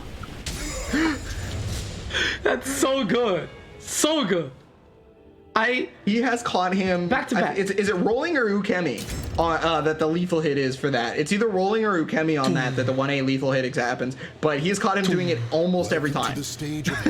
Yeah, the little scoop up, you know. Imagine Nightmare, right? And forgive me, I don't have the Nightmare hand, but this man just scoops you, is just like looks at you, and then pop! And now you're in a river somewhere floating downstream. It's wonderful. I don't understand it, but I love to see it. Nightmare, again, so explosive, and that's the word we're gonna continuously use with this character. As you know, 2 combo sequences, back-to-back lethal hits of the same style. You gotta love that as a mechanic, being able to get the same lethal hit more than once. It's crazy. Okay, new stage right here. A little bit less on the volatility, as it is slightly more walled up.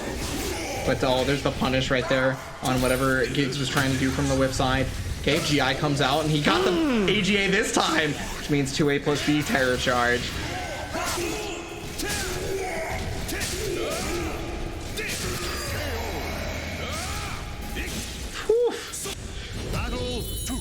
Walking 50-50, KP. Walking 50-50 is as well. It's not okay, bro. It's not okay. It's not okay. Yes, beat his head in. Are you sure? All right. Oh, muscle buster. Yeah, listen, man. I just wanted him to get punished a little bit. I just say, you know, he was not gonna win. A little punishment never hurt anybody. You know, as the savior of humanity, he has to be able to take some licks here and there. Oh, and that launcher is so quick, man. That 3B is like, there's no reacting to that. Yeah, well, forcing the soul charge right back, so that's going to get him out of the chip range mix-up. He backs out of Grimstride and then immediately punishes.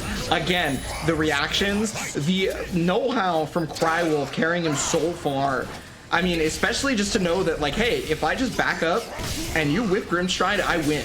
That was like the game plan there. What a duck as well! Yes. Yeah, he's insane. Crywolf is actually just taking it to the next level right now. Okay, 9K to get out of there. Giggs was trying to move, but unfortunately gigantic horizontal. He's going to be able to Grimstride out of the mix-up. Got the almost fully charged 1A. Jesus.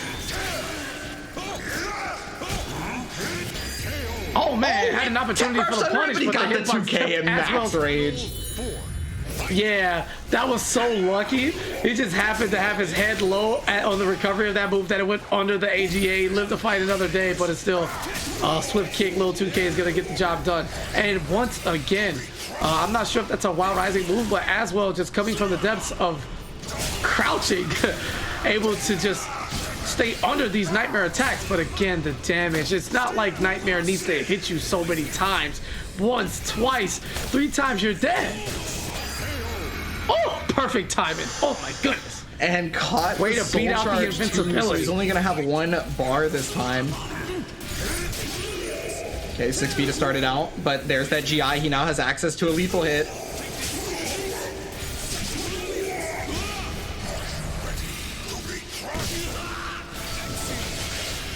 Okay, soul charge activated right now. Yeah, there's that possible lethal hit. Oh, but the 2-2B is actually going to connect. This is huge damage. 1 mix-up could do it, and it's the 1A! It's too difficult to block. Yo, as well is one of my favorite madmen. I mean, that's some stuff I would do, right? You get your lethal hit, you follow up, you know you can't kill, so immediately on knockdown you have to follow with the mix-up, which you only give your opponent time to choose a block. And Crywolf just coming through with the right decision almost every time in those Oki situations. You wonder how often someone pays attention to the way their opponent reacts to being knocked down, and Crywolf seems to beat their opponent to the spot every single time. That's something to keep your eyes on, to see just how good he is chasing his opponents on the ground and setting up his next flurry of offense, and you'll realize how he gets so much mileage and his combo and reset ability. So possible match point right here for Crywolf. Giggs hopefully gonna be able to make something happen for themselves. Got the GI on that one. Oh yeah, full damage into that terror charge. Okay, knockdown, 1 more mix-up. It's the mid, and that's gonna send Crywolf packing in the first round.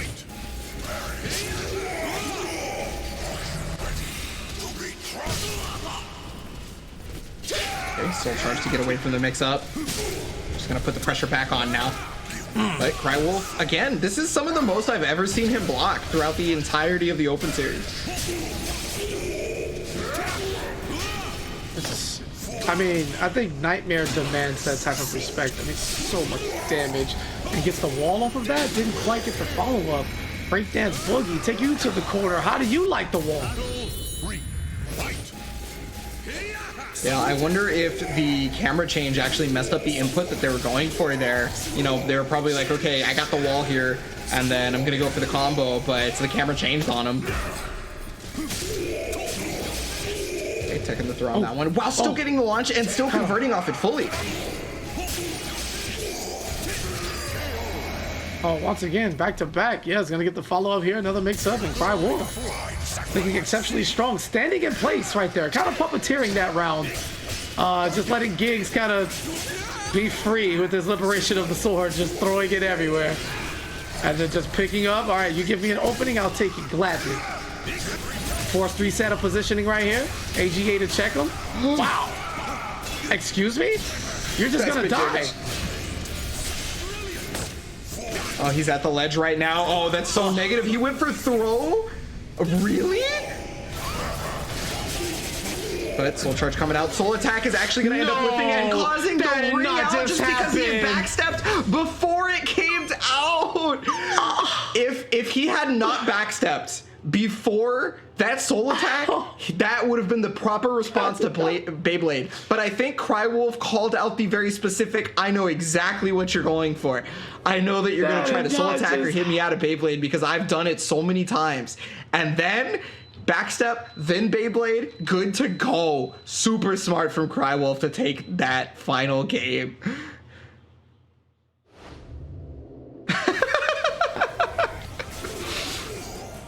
I don't have anything to say, man. You got this one. You got this one.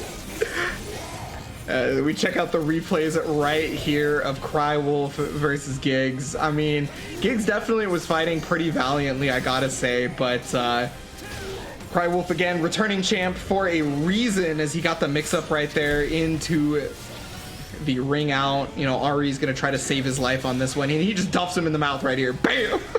I love this. Okay. Oh, was this the game where you had 1A lethal hit, and then the next round he gets 1A lethal hit again? In the exact same situation. I just... you know, it was good then. And, and then, you know, things happen. Big things happen, and they were not okay. They were not okay. There we go. I mean, look at this. That's... There's that backstep. Oh, that hurts! Oh, look at the life. Oh, like, you know what? Don't look at it. Look at the bracket instead. Crywolf punching his ticket to the winner's final, guaranteed to be in the money. All right, I did, in fact, pick this gentleman to win. But wow, what a robbery right there.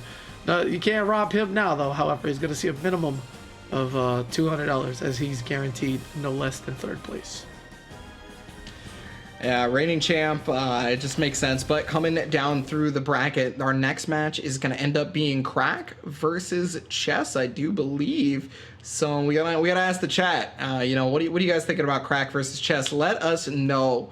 So, you know, if you guys don't remember, Chess specifically getting second place only to Crywolf, the man you saw dominating performance just a moment ago.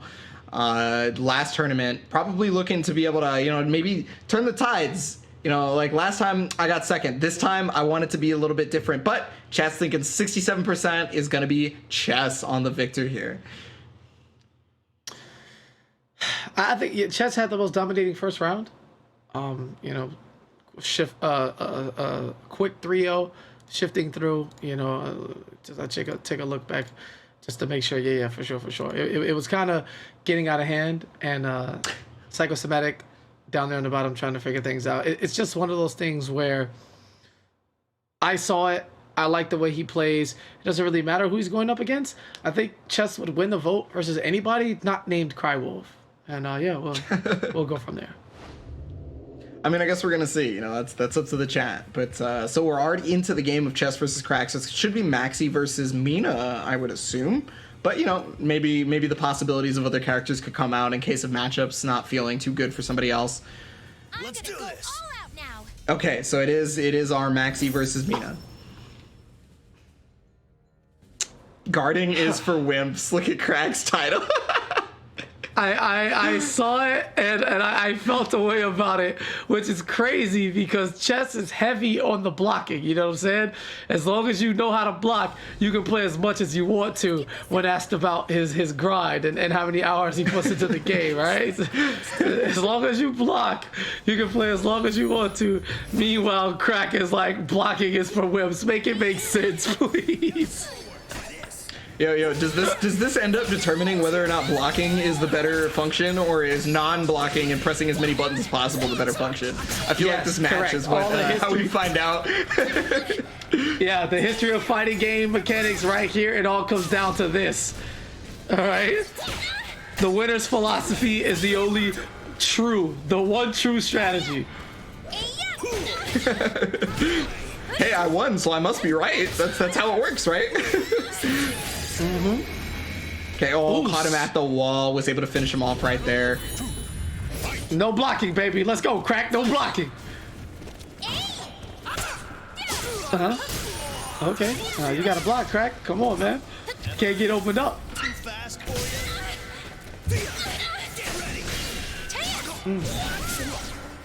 Whoa. Yeah, looking to tap those legs to try to get that flip back and break up this wall here. One more shot. Oh no, this is gonna be a lot. Oh. Yeah, was able to get that throw. Luckily for him though, the RE doesn't connect on him. The wall is still on break point, and okay, he's gonna hit it. He's gonna kill, and he's gonna break it. So we got no more wall for this. Ring outs do exist now. How is it gonna come into play though? All right, Chess. Let's go, baby. Team blocking. Let's go. Team defense.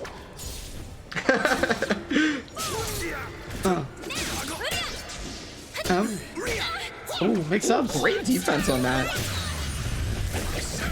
Oh my goodness. Yo, it's not gonna ring out, but it's a ton. Oh my goodness. Okay. I guess no blocking, huh? No, not quite. Oh, wait a minute. No. Oh my god.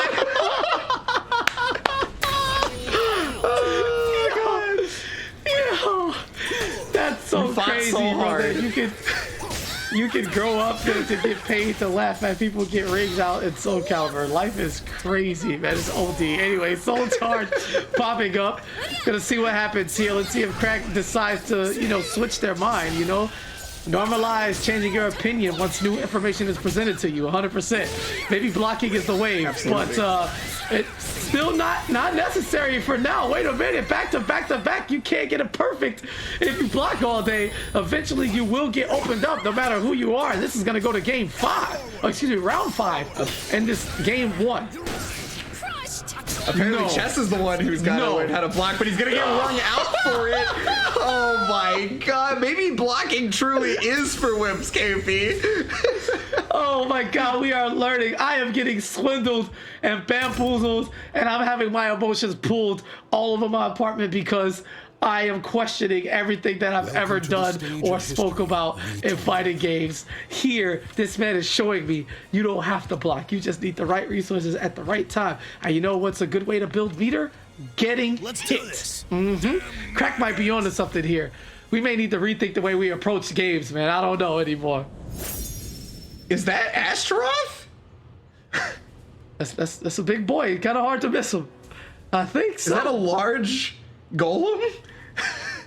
Wait, are we gonna not block with Astaroth? Hey, hold on, man. I don't know what's going on here anymore.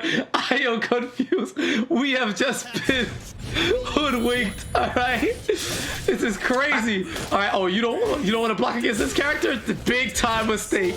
Maybe Chess is adapting to the ideology and just picking the right character for the format.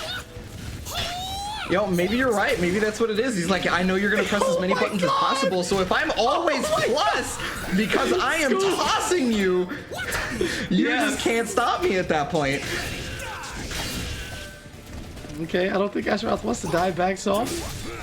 Big axe swing. Come here. Let me talk to you.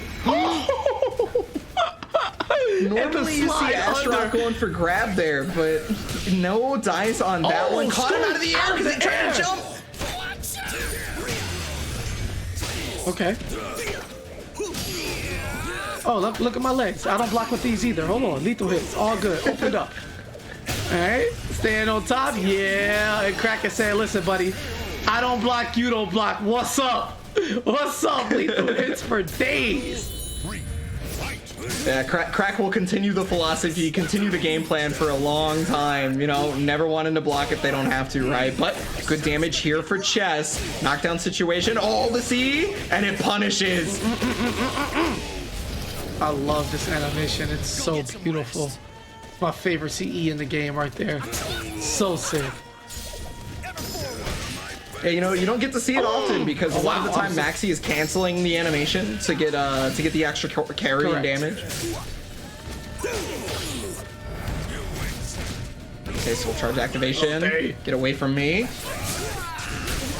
Oh, that's huge damage. Oh god. My god, that is a big chunk of damage and delayed the get up just long enough, but not enough to kill. Instead, he's gonna check the dome piece on wake up, going with that mid swift kick. And it works out. Yeah, smart mix-up right there from Crack. But, you know, again, it's not over yet. Chess can still defend, get these grabs, but oh, the tag into the lethal hit. Is he out? No, okay. No, the wall saves him this time. That's a big boy. And oh my God, the backbreaker has Advil just gone. I don't know what happened there. That was a bit ambitious. Bit ambitious there. Oh, okay. Crack is going to take game 2 with a very questionable CE at the end there coming in from Azeroth. I'm not sure if that was intentional, but something felt off about that entirely. Maybe that was just the biggest brain read of all time. Yeah, I think it was intentional because if Crack had come in with more offensive pressure that was not tech crouching, that would have just straight up grabbed him, right? And he would have been back in the game like nobody's business. But, you know, obviously because he was still stepping and he had initiated it so early, it wasn't going to be able to track on him. And he was also so far away.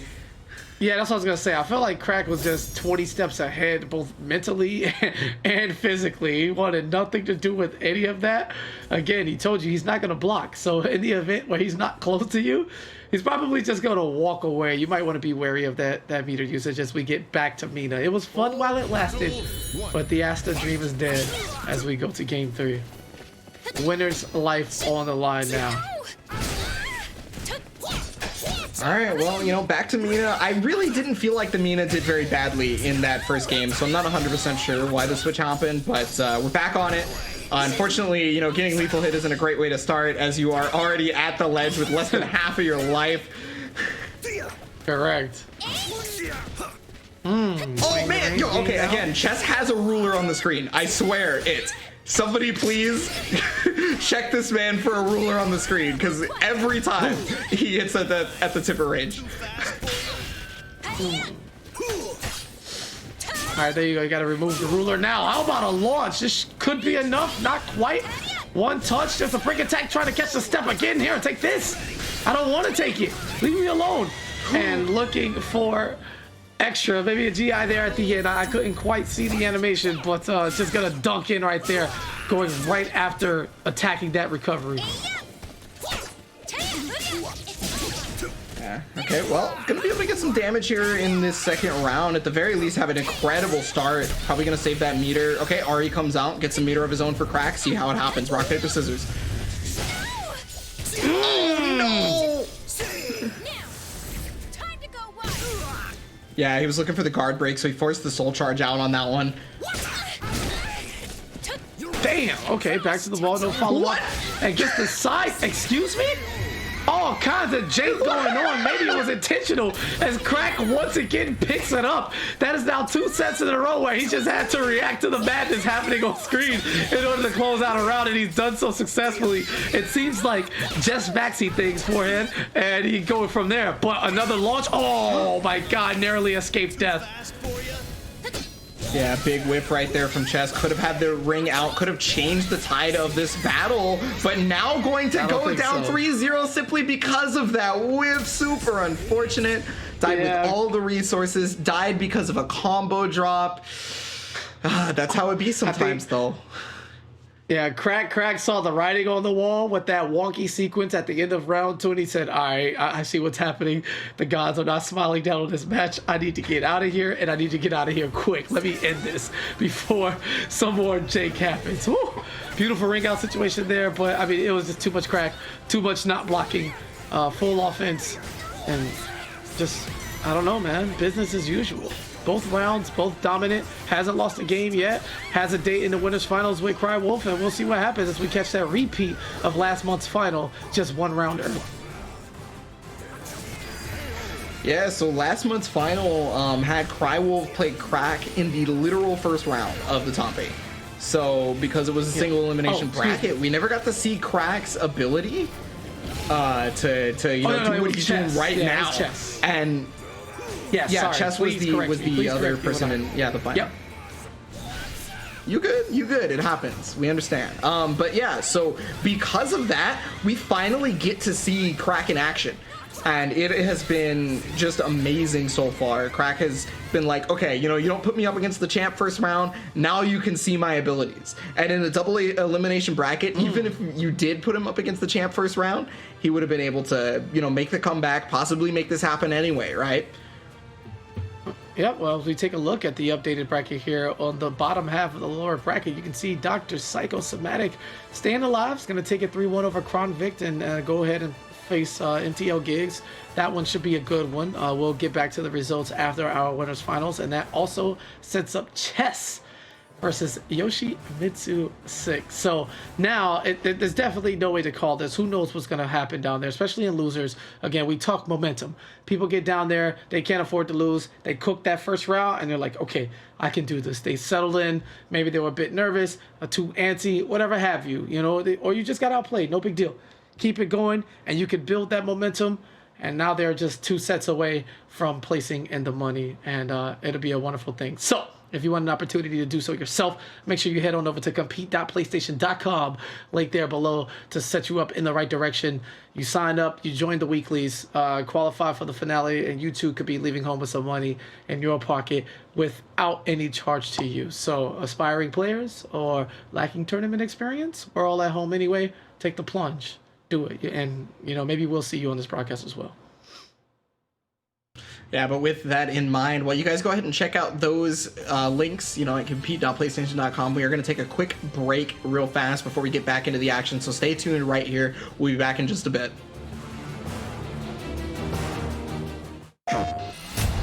So many world-famous players, they started online. We are good to go for our first match of the stream. We're here for FIFA 20 action. Who will be the overall grand final victor? The next PlayStation FIFA superstar. I think the level of play that we're currently looking at, and it's fantastic. No one leaves today empty-handed.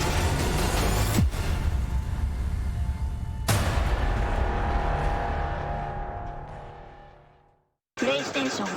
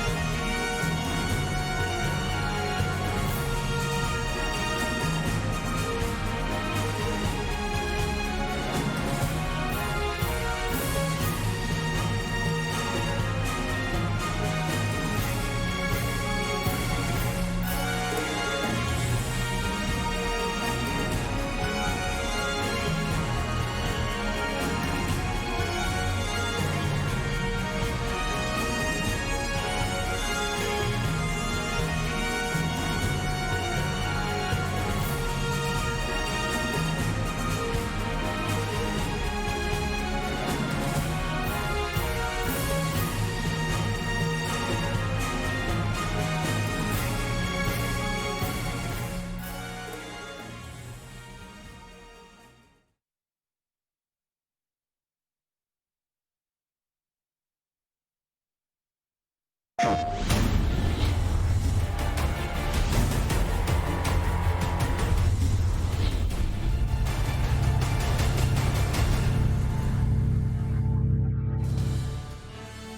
welcome back. My mic is not muted this time. I was ready.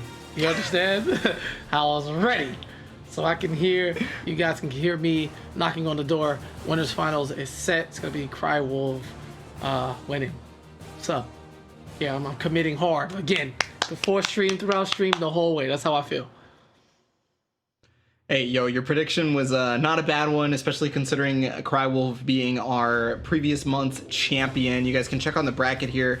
Not just the previous month's champion, but already to the winners finals here if you're just tuning in with us, and looking dominant while doing it. 3 1s, not 3 0s, but, you know, still pretty strong performances so far.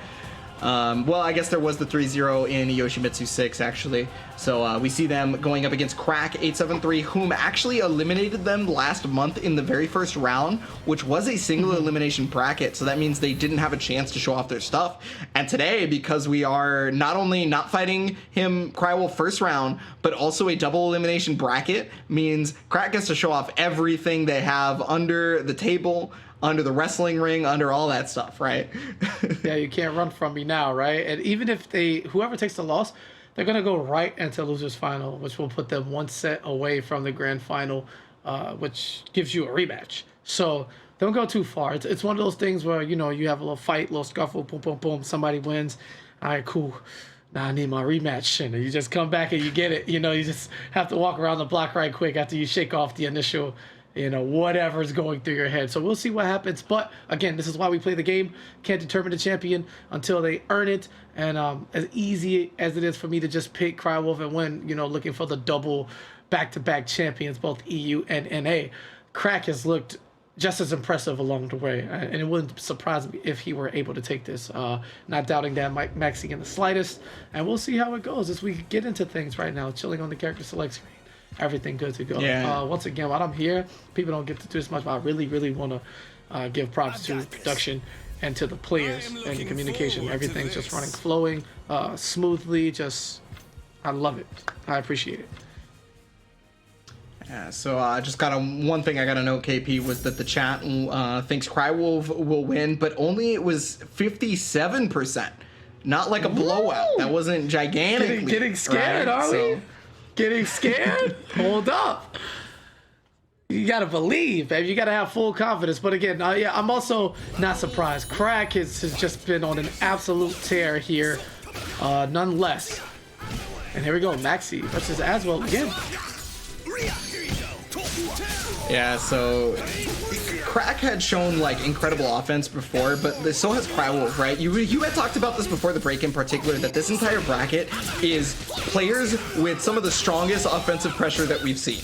And I don't think that's an incorrect assessment at all, as now Crywolf is bleeding life, almost down to death, and needs something, but gets nothing to be able to take the first round. Go ahead, for Crack. Man.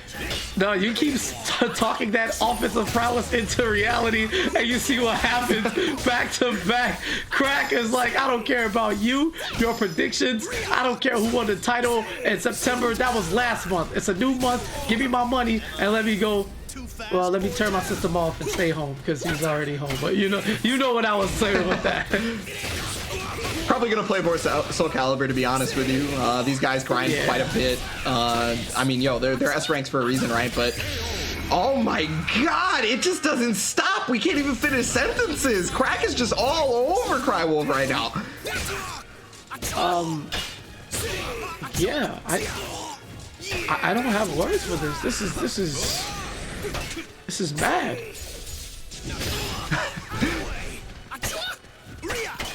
Okay, pushed up against the wall. He's got 2 bars, so I mean, if he continues getting hit like this, Soul Charge is most assuredly gonna have to happen. If he doesn't get mixed up before Soul Charge can activate, he RI'd though, but it was just too slow.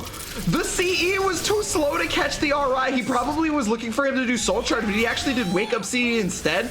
I wonder if that's because Crywolf knew what he might be looking for. I'm not sure. I mean, that was just a desperation CE. Crywolf has gotten smoked for 3 consecutive rounds. It was a one-player game that we spoke of, except Crack is the big brother this time, and he gave Crywolf the controller that wasn't quite plugged in, but they don't know that because they're young. That's exactly what that felt like in that first set. Wow, extremely dominating performance. 3 rounds, don't even look at half of my health bar. Okay, it is not for you. He won all 3 rounds on the same life bar. That is crazy. Crazy.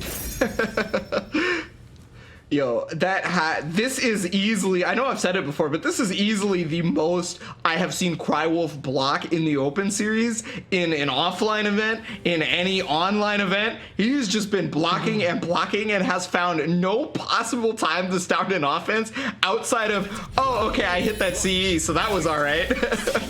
Yeah, and we already know how Crack feels about blocking, so we're just going to continue on with the offensive flurry. Here's the full charge kick on the break attack.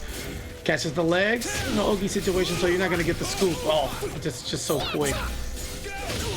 Are you saying that Crack thinks Crywolf is a wimp? You know? It's like, that's exactly what he said verbatim, you know? Yeah, absolutely. He definitely said that. I heard it through the mic. He, you know, I got him on a Bluetooth connection that's just special. Y'all can't hear it. Yeah, the Twitlongers are about to be fierce right now. Alright, well, you gotta win to get one of those full of salt anyway from your opponents. And there we go. Let's slug it out.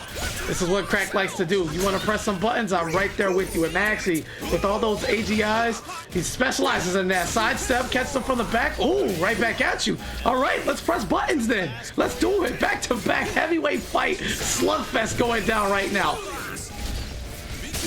Okay, there's that auto GI. He switched over to Axe. I like to call that one specifically the Crywolf because normally most people don't get hit by 6K, do absolutely nothing into Muscle Buster, but somehow Crywolf makes it happen every single game, and somehow it always gets him around. Called out immediately. Right, back to back. Yeah, I think he should be. That was a complete turnaround, KP. Okay. Absolute turnaround. Okay, Crywolf, fight back. This is what I signed up for. Fight back. Wow, you want to give me a 3-0? Hey, look, man, I got something. It might not be as flashy as yours, but it could be just as quick. And the pendulum swings back and forth. Yeah.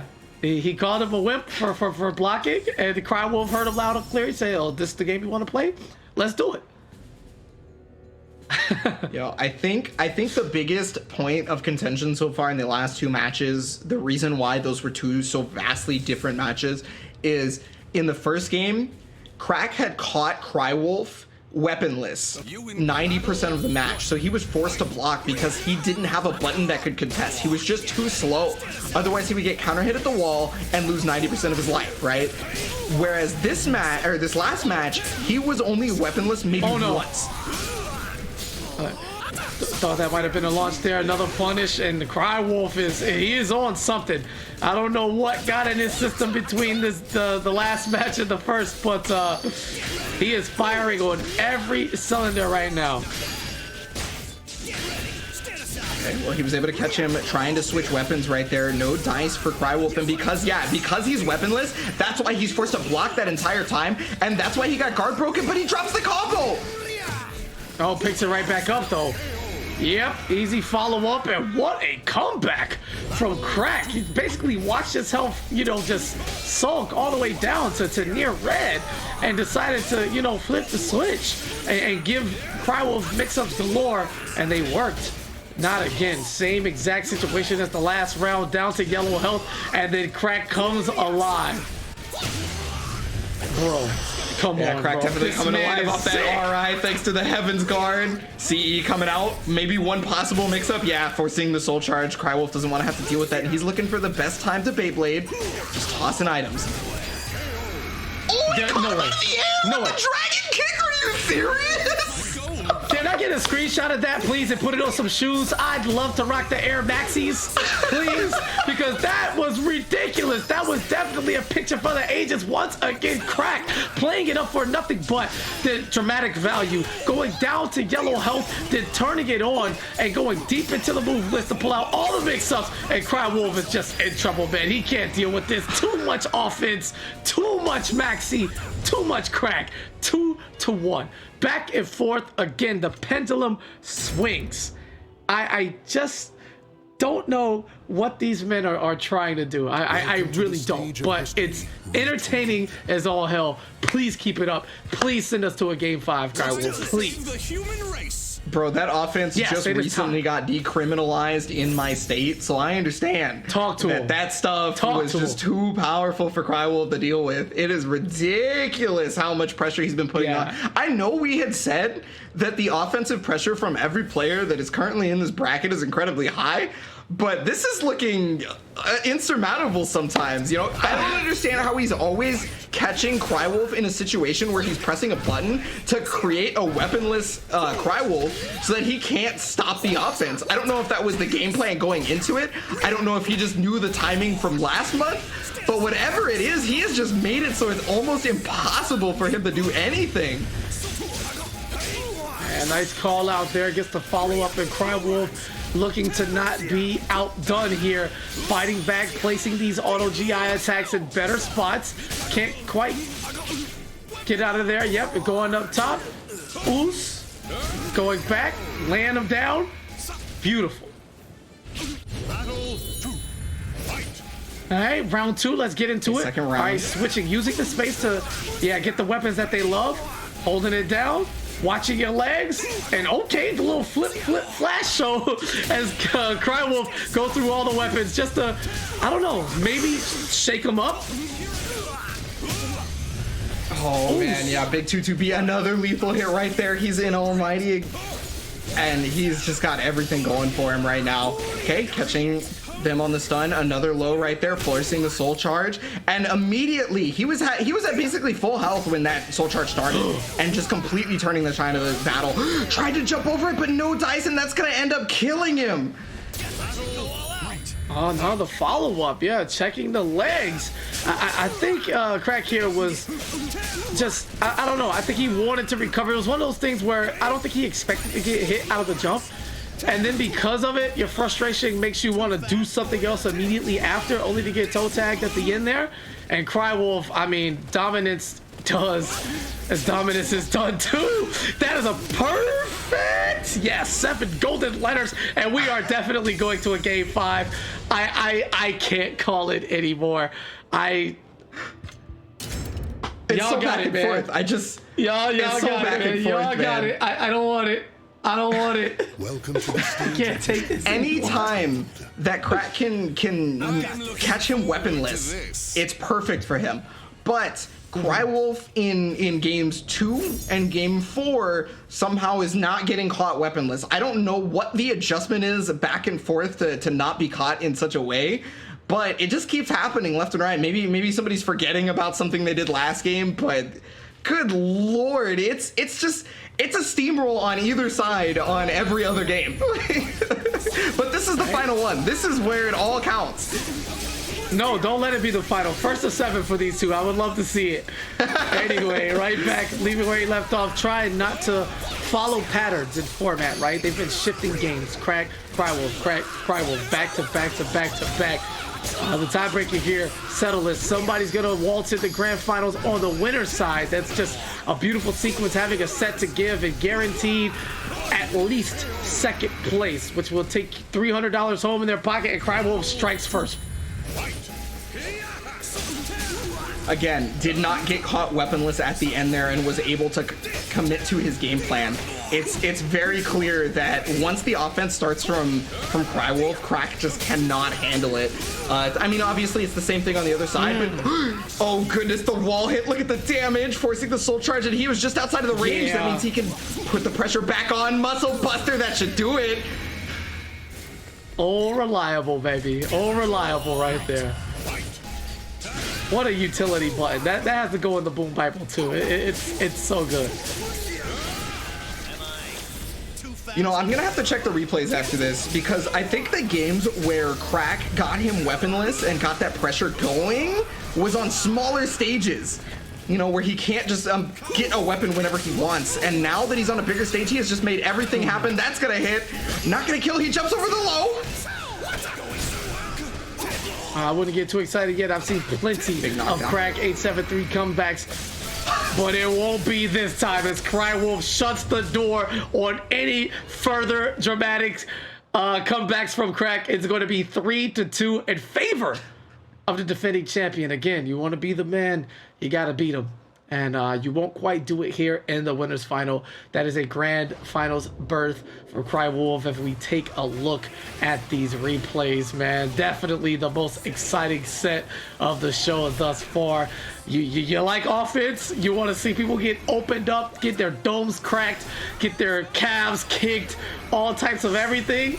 The whole move list, look no further than what we just witnessed. That was absolutely a slobber knocker. Like, I don't know how else to put it. That was a street fight.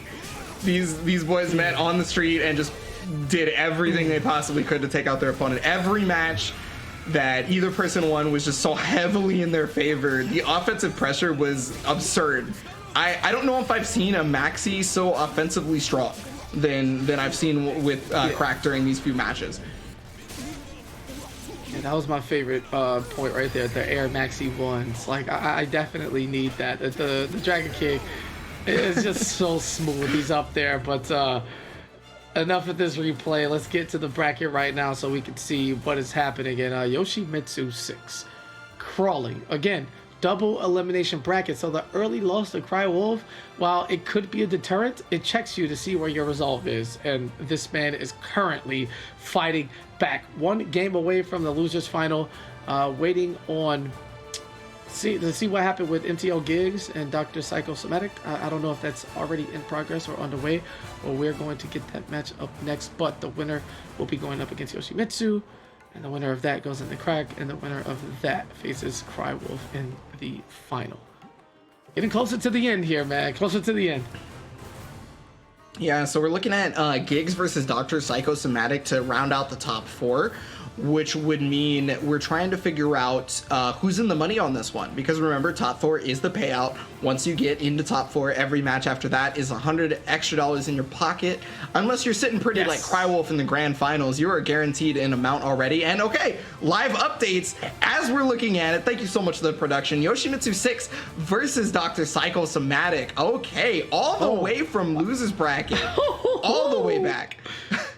All right, I guess they waited, you know, to get deeper where the drama would come in. We saw a lot of 3-0s and 3-1s, and now we're getting there. The knock. Look, I'm trying to win, but if you want to have a shot at that, man, make sure you sign up yourself, right? Compete.playstation.com so you can have a shot at playing with the greats, putting yourself in prime position to win some money.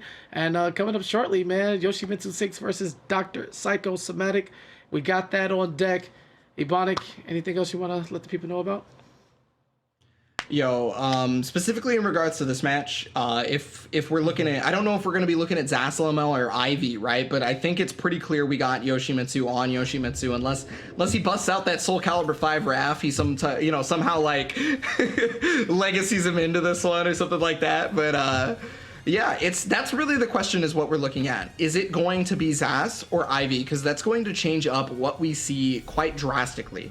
I don't know what he's been tearing through the bracket as, but okay, Ivy it is. Yeah, this time she's going to come out first. Not going to play for feel anymore. Probably riding this Ivy momentum in the off-stream matches to make it back to this point in the broadcast. And, I mean, Yoshimitsu 6, no surprise here. You know what you're going to get. Yoshi pretty much feels comfortable against the majority of the cast, I would say.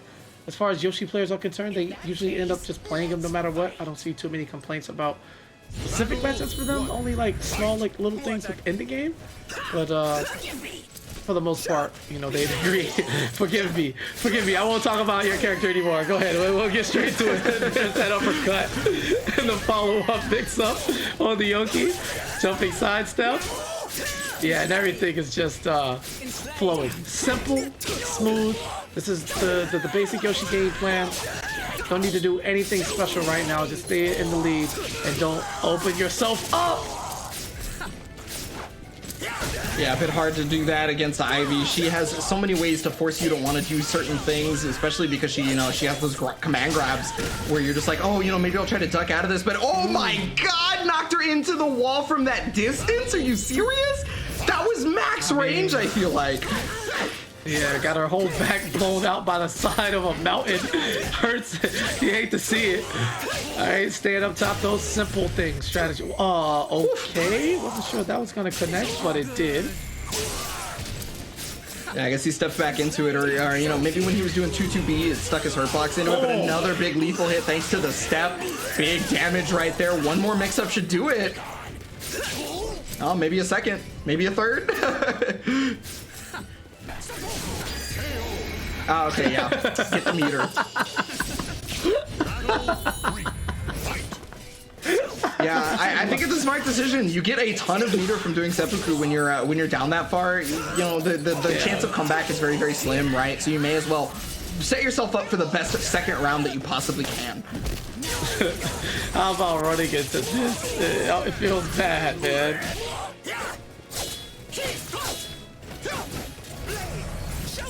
Okay, Soul Charge to come out. Yeah, trying to get the ground splat on that. That's a pretty common tactic versus Yoshimitsu is the second you see him flying, a lot of people like to go to Soul Charge to knock him back down to the ground so they not only don't have to deal with the mix-up, but also get the plus frames in turn. Oh, okay. Was that a back throw? No, it was a front side throw. It's just that that when she was doing whatever move she was doing, she walked as close to Yoshimitsu as possible, so the game had them both almost inside each other. Okay, I thought I saw something weird there, but it's all good. Thank you for the update and the knowledge, right? Checking that low, trying to make sure you walk in the range that Ivy specifically wants you to, which is like pretty much mid, even though she's good from almost any distance. She's a lot more mix-ups once she gets you to like that mid-range checking. Oh, sidestep, no follow-up. Be gone. 2 bars for Ivy here. She's gonna have to think about possibly using it here pretty soon. Oh, tried to use it on the auto GI for the CE, but not gonna work out as Yoshimitsu 6 hit. Soul Charge coming out.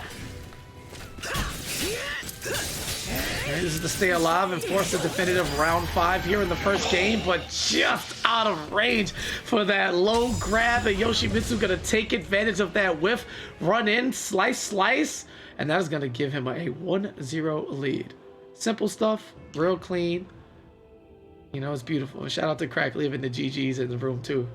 I see your respect. Yeah, go ahead. Yeah, I guess Dr. Psychosomatic was specifically looking for a backstep right there. And that's why, they went for the 2A plus G. No dice, obviously, as he ran for it and immediately whiff punish. So that was super good reactions from Yoshimitsu 6. Obviously, Yoshimitsu 6 is a very young kid. I believe he's like 15, 16 or something like that in the survey that we were reading a second ago. So, the reactions are probably on point. Listen, man, that's like half my age, bro. Reaction? What's that? What's a reaction, man? I'm about to just go to the school of Crack and just stop trying to block altogether and just, okay, I know what these buttons do on offense. All right, just throw it out there. Press and a dream. However, for these competitors, they have to think of a much more layered approach, especially this deep in the tournament. So we'll see if any adjustments have been made, or will it be more of the same? Character stays. Ivy's here. All right, no ring out here, but walls. Oh, excuse me. Yeah, ring out in the back open spot. What am I talking about? It's not even nighttime yet, and I missed that. Open your eyes, KP. Let's see how Ivy decides to approach. She has mid-range. Her ring out game is actually not bad at all. But Yoshi, one of the better ones. We haven't seen a cheap ring out in a while. I'm gonna order one up and speak it to existence here. So I actually read the survey wrong. I was looking at the wrong column. It was actually he's been playing Calibur for 15 years. So my bad. Just wanted to make sure that the information came correct. But yeah, in terms of ring out, Ivy actually used to be the best reverse ring outer in the game, and now that handle is either Zasalamel or Yoshimitsu, depending. Okay, a bit. But hey, if you don't get to that reverse ring out situation, this is what happens. Yeah, after that flip, it basically, you know, Yoshi just kind of says anything. That time he said, "Punish me, please." You didn't hear it, but trust me, it was audible enough. As you whiff such a move at a distance, it's easy for Ivy to pick up on. However, this is a perfect. That is a full blue bar, spins the meter. However, GI right in between it, taking their turn back. And just like that, chipping away at the health. Whoa! Oh, back throw. Oh, that one hurts. Oh, okay. Okay, yeah, we had another inside situation there. This time it worked in favor of Yoshimitsu. Getting that Azuna drop. One of the coolest moves in all of just gaming, period. Oh, called out. Oh my god. I even caught the Oki. Oh, and then now come to me. Okay, was looking for the wall rising B, but no Dias. That mix-up was like 3 different mix-up, and look at how much damage is on Yoshimitsu 6 right now. Heavily in Dr. Psychosomatic's favor currently. Okay, yeah, fakes the unblockable, just trying to get him to duck.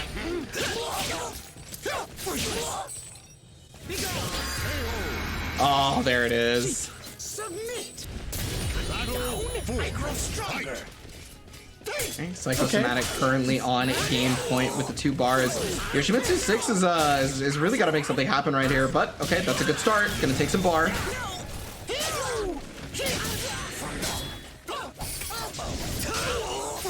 Great back steps. That was incredible movement.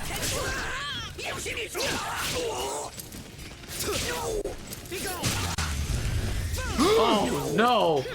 Very unfortunate sequence. This is gonna hurt. Into Oki setup. Yes, soul attack still my turn. Oh, into the quick rise and the grab. Oh, that was so dirty. That was so dirty. Okay, Dr. Psychosomatic, I understand you. All right, we thought that maybe you were just trying to out neutral. You didn't go in your bag until that point. At that moment, he was in his bag, and I realized it. So, all respect to you, Yoshimitsu's definitely gonna have to make an adjustment after seeing that one. That was so slick, sneaking in, you know, those quick rises into the grab to pile all the damage at speeds that you don't normally see there in that situation. Beautiful.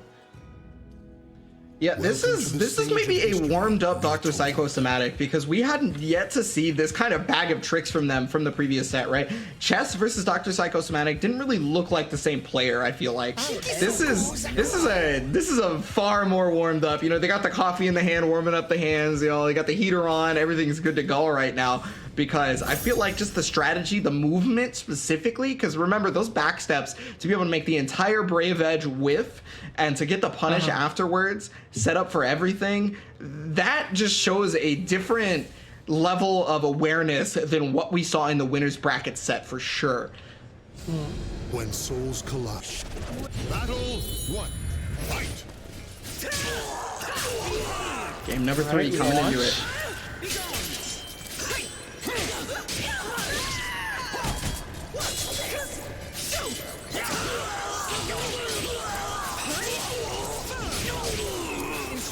Oh wow, just getting so much damage on catching Yoshimitsu 6 rolling, and then the step to be able to get it's gonna grab the wall, and I think this could be death. No, okay. I wasn't too sure of Ivy's wall options in that particular combo, but it looked like it just wasn't enough. Oh wait, okay. She was able to block that. It seemed like she was getting juggled out of the air, but I guess there was not enough frames to continue the combo. 2 hits remaining on the wall before it breaks open, and then ring outs are introduced. Whether we'll get there or not, I don't know, but well, that's one. Okay, yeah, I got a little impatient there. Oh god. Run up CS, hold up. Summon the symphony on him. Alright. Play me a song. Yes. Now come and talk to me. That's what I'm talking about. Looking real strong right there in that second round for Dr. Psychosomatic. This is way different than that first game, in fact. Especially because he's been stepping the verticals and getting the lethal hit almost every single time. I think, so that's probably why Yoshimitsu 6 is going to all these horizontals, right? Is to catch these steps, because he's taking too much damage from it. Yeah. Looking for the dunks here. Christmas tree time. A little too early. Still November. Go at somebody who cares to argue with you. And gonna leave her down. Lethal hit. Nothing doing. How's this? It's a whiff. Here's a launch for your troubles, since you asked so nicely. Oh, looking for that command grab. Trying to catch him standing up into it. Oh yeah, the classic Yoshimitsu full crouch 3B mix up all day, or 3K mix up all day. Okay, plus frames at the wall. Oh my god, it hit! Okay. Yeah, I was surprised by that. Oh, excuse me, that grab whiffed. Okay.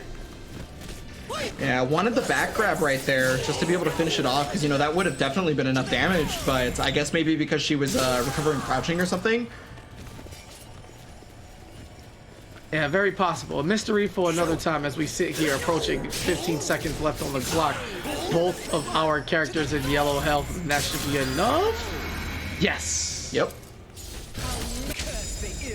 So one apiece now. Dr. Psychosomatic versus Yoshimitsu 6. Yeah, this is looking like a much stronger Psychosomatic than we had seen prior to this. Yoshimitsu 6 looked a little bit lost in that game. You know, I do like the adjustment to start going to more of the horizontals to stop Psychosomatic from continuously stepping, right? Because he had gotten so much damage out of that in game number 2 that I feel like it was a huge detriment. So that was great adjustment, but the problem being is we need more, obviously, right? You need more to be able to take down the good doctor. Yeah, it's gonna be 2-1 in favor of the Dr. Psycho one. He had just won the match before too. The Ivy play just blending in between matches and allowing him to kind of just coast. And it's a testament to how good the offense was. It just seamlessly transitioned from one match to the next. And yeah, Yoshimitsu 6 now on the ropes, facing elimination, and no secrets. You know, we're gonna get the same characters here. How much of an impact will this stage make on the finale of this set? Will we go to another definitive game 5, or will we see it crack a little earlier than we expect to? Definitely hard to. I think the stage is going to be very important, and so we're going to be getting the so it's the Samsho stage, Haomaru. Stage is going to be very important in my personal opinion because it determines whether or not Ivy gets to zone you out and put you in the situation where you are just I don't want to say unable to stop her from zoning you out, but it gets very difficult for sure. I don't know. I love these type of stages, man. With this backdrop, it's just very peaceful. You know, just two people fighting to death, I guess. I don't know. Does Ivy kill people? Probably, right? Does Yoshi? Yoshi doesn't live by the same rules as everybody else. You know, things are different for them. I think things are definitely different from them. There's nothing normal about the Yoshimitsus across every game, every iteration. Okay, a little too launch. Far. Yeah, recognizes that they have the life lead, right? So they don't want to get reverse ringed out by Ivy, because while it has been nerfed her ability to reverse ring you out, it is still strong enough that it is a factor. So you gotta watch out for it. And oh, checking that reverse ledge, just stepping it, dealing with it beautifully. Yoshimitsu 6 with the first round. Punish. You get too much off of it, but again, you can't be mad. You follow up with the launch, and just like that, you don't have to worry about what you left on the table. Mentally, you go ahead and you move on to the next sequence, and just like that, you know, what was a dropped or non-optimal punish just turned into a massive life lead where Yoshimitsu 6 is basically having its way with Dr. Psychosomatic. Okay, jump kick. There's not a lot of help for Dr. Psychosomatic, so yeah, that one unfortunate decision right there was enough to kill, as Yoshimitsu 6 goes up 2-0 in rounds right now. Not bar to work with, but I mean, hey, when you're up 2 rounds, you don't really need the bar.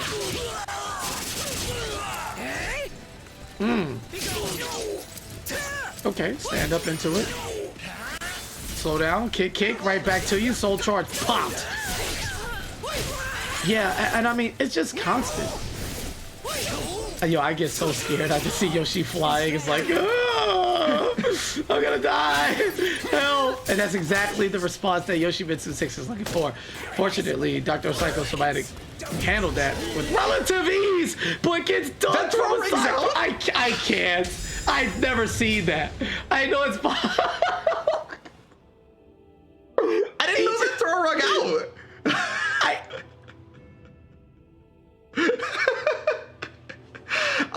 I mean, that's why he specifically stepped to the side, right? Was because he was like, okay, I can ring you out with this if you don't tech it, and if you tech it, whatever, it's not a big deal. So,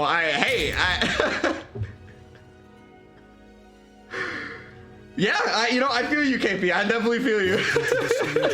That's so cheap. That was so cheap. That was so much distance too for a throw. But listen, you got to be aware.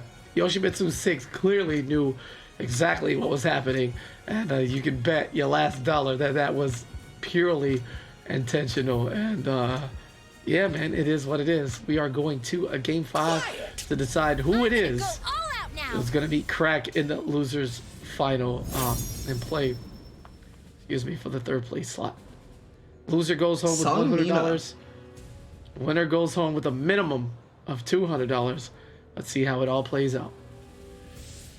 Sung Mina. So this would be the 3rd Sung Mina we've seen so far. All different people. 2 of them playing secondary Sung Mina, 1 of them with the main. This is the first time we're seeing Dr. Psychosomatic specifically with this, so I guess we're gonna see how that works out. Oh, good lord. It's not a bad stage for Mina, I feel like. The amount of range is gonna allow for some annoying situations, if you will. I wonder if this is just incredibly lucky. It's still early on. Plenty of jank willing to happen to anybody should we come across such unfortunate events. But playing it safe after the GI. Looking maybe for a reverse GI right back at you. Right in between. This time calls it out. Enough, but not enough to kill. 13 seconds on the clock. Man. Yeah. That's just goes so for the low. intimidating. With every tick of the clock under 10 seconds, you just hear that thundering, that sound just ticking, ticking. It's like the game is telling you, yo, make something happen. And that could certainly cause a player to panic and want to force some offense when they still actually had ample time to, make something happen. But Yoshimitsu, unfortunately, acted too fast and ran right into that low. That's the classic fighting lane dilemma. How much time do I really have? Oh god, I'm gonna lose if I don't do something right now, and then you just kind of lose all composure. That's just how it be. It's so good. Yeah.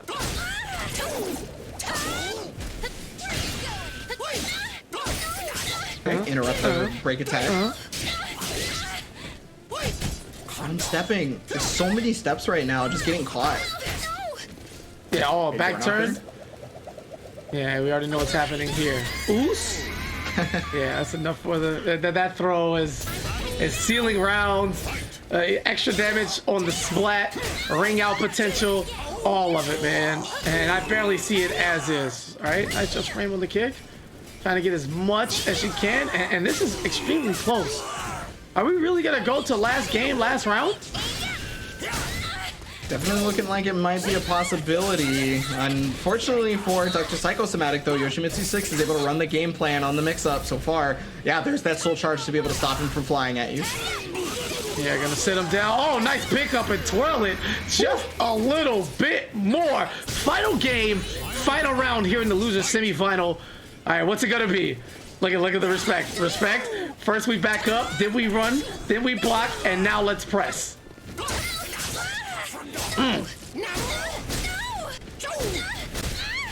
You can say no all you want to, Mina. The Yoshimitsu flurry is not going to stop. Spins a soul charge to knock him back down to the ground. Let's play a more neutral-based game Instead of guessing from mix-ups, calls it out, gets the break attack looking for the lethal hit, but instead just gets the damage. Everything piling up one by one. Dr. Psychosomatic in the driver's seat. Yoshimitsu 6. What's it gonna be? No meter for either of our contestants here. Sidestep and the throw. Not again. Is this enough for the kill? It is not. Oh, and the B, just the basic. That's it. Just vertical. Just that's all it takes. Sometimes the basics is all you need. Sometimes the basics is the hardest mix-up to block because you're like, okay, they're gonna go for the low, they're gonna do this crazy stuff to try and stop me, right? But then you just conk them on the head, you're good to go. Yoshimitsu 6, thanks to the step on that vertical, was able to get a ton of damage off the side throw and finish it off with the resulting mix-up. Yeah, we take those. We take those. It's a bit of a taste of his own medicine because you see right here, this is the vertical stepping that we were talking about, right? You know, that Dr. Psychosomatic was doing while they were playing Ivy. They were stepping a lot of verticals and then getting a resulting lethal hit punish. But fitting and almost poetic, honestly, how what kills them in the final round as they're playing Samina. Yeah, just beautiful rounds throughout. I mean, nobody wanted to go down without a fight. Fortunately enough, both of our contestants here, this was the 4th place game, so they're gonna go home with $100, and Yoshimitsu is gonna go forward. As you saw, that very, very unfortunate throw there had just enough to dunk Ivy to her watery grave. And Mina looking to close the deal. Unfortunately, not enough. This won't get the kill here, but sometimes a basic vertical is all it takes to get the job done.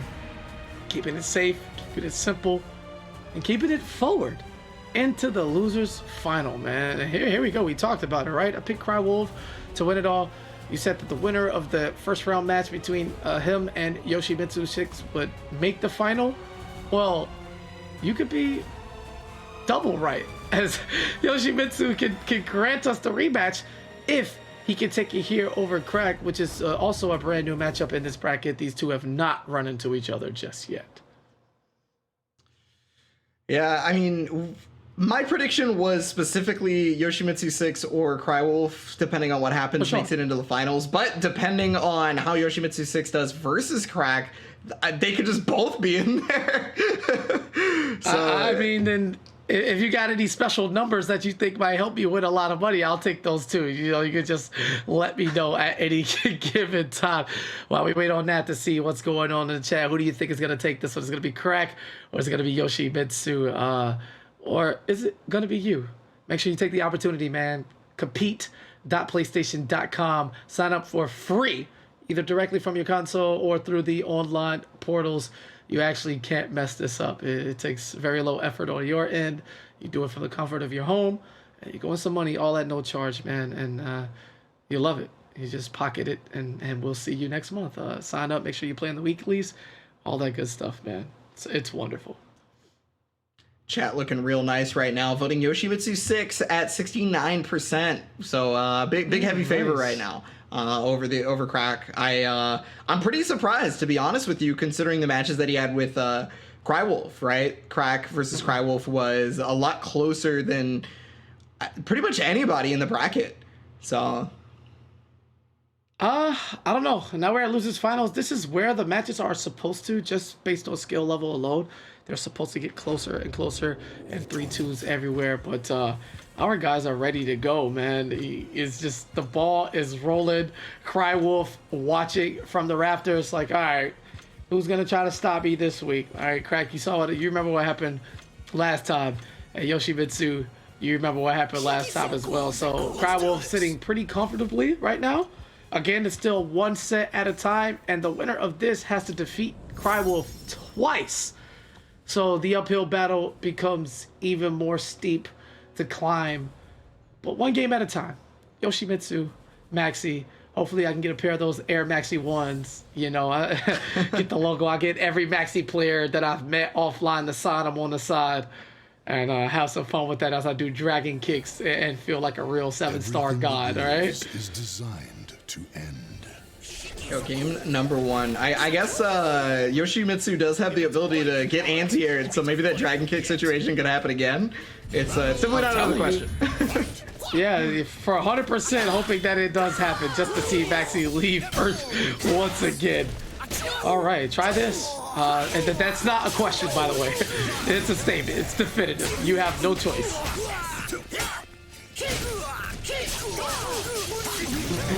Already got to the ledge, stole a good amount of bar from him as well. Brave Edge is gonna hit, and oh no, wanting to hit the reverse ledge, not gonna get it, but no punish either.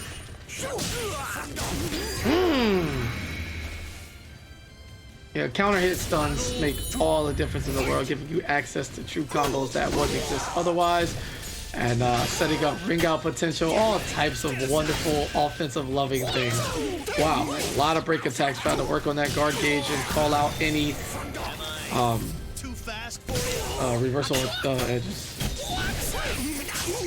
Ooh, okay, he's gonna jump the nice dragon kick, which allows for a punish.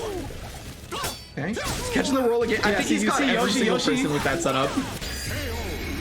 Yeah, I mean, Yoshi couldn't care less about the Air Maxi ones because he doesn't wear no shoes. Look at the feet, baby. We don't wear no shoes. You keep your Air Maxis and you can put your feet somewhere else, all right? Because we're not worried about it.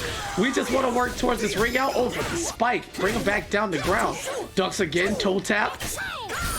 Yeah, working towards that corner. We love to see it. Auto GI, lethal hit, opened up, working towards that 7-star severance, kicks, and just offense, notwithstanding, beautifully placed sidestep.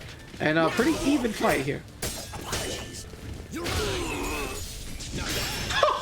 Okay, able to get out of there with the big dunk already in the big life lead. There's the Heaven's Guard. That's gonna take the round and keep them back on the board, keep their life moving. Yeah, he really jumped with both hands under the trunk and said, "You're mine," as he just dunked on him. The most improbable move in Maxi's set. It's just so crazy, but yet it fits him so well. Every vertical just whipped left and right. Oh my god.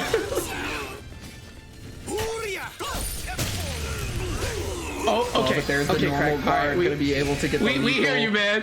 2 in a round. We hear you.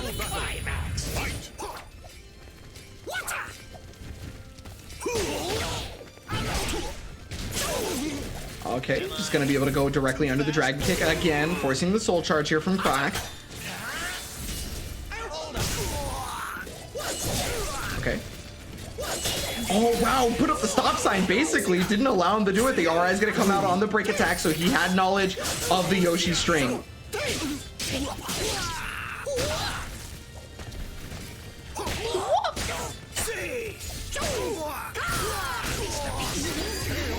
A22B, that should do it. Yeah, that's gonna finish it off. First game for Yoshimitsu 6, and that was looking real close after those first 2 rounds. Man, how do you feel about that? Is that enough for you to say, all right, I think Yoshimitsu's strapped in? It's close. It really is. It like that was not exactly a definitive match, I would say personally. Yoshimitsu 6 is obviously somebody that I praised at the very beginning of the tournament. Yes. And, you know, I've got a lot of faith in them, honestly, but Crack is just so incredibly impressive in terms of their offensive ability. All right, well, let's get into game 2. More of the same? I don't know. I don't know. It seems like, I mean, look at the RP here. God, these guys are like relatively close in terms of like the grinding out here with the close to 70K. These guys are out here. They know their game well, and they certainly put the time in. And these are 2 relatively popular is not the word I want to use, but these are characters that you'll definitely learn to match up. Like, you play enough, you should run into enough Yoshi, enough Maxi to know what's really going on, especially at a higher level. Well, we're gonna see if that comes into play, because right now it's looking like he doesn't know which way is left on this offense right now. Just kind of getting mixed up. Okay, there's finally the challenge. Yeah, Yoshimitsu does have a 10-frame A, so one of the few characters that can just kind of really sit down and make a lot of offensive characters uncomfortable.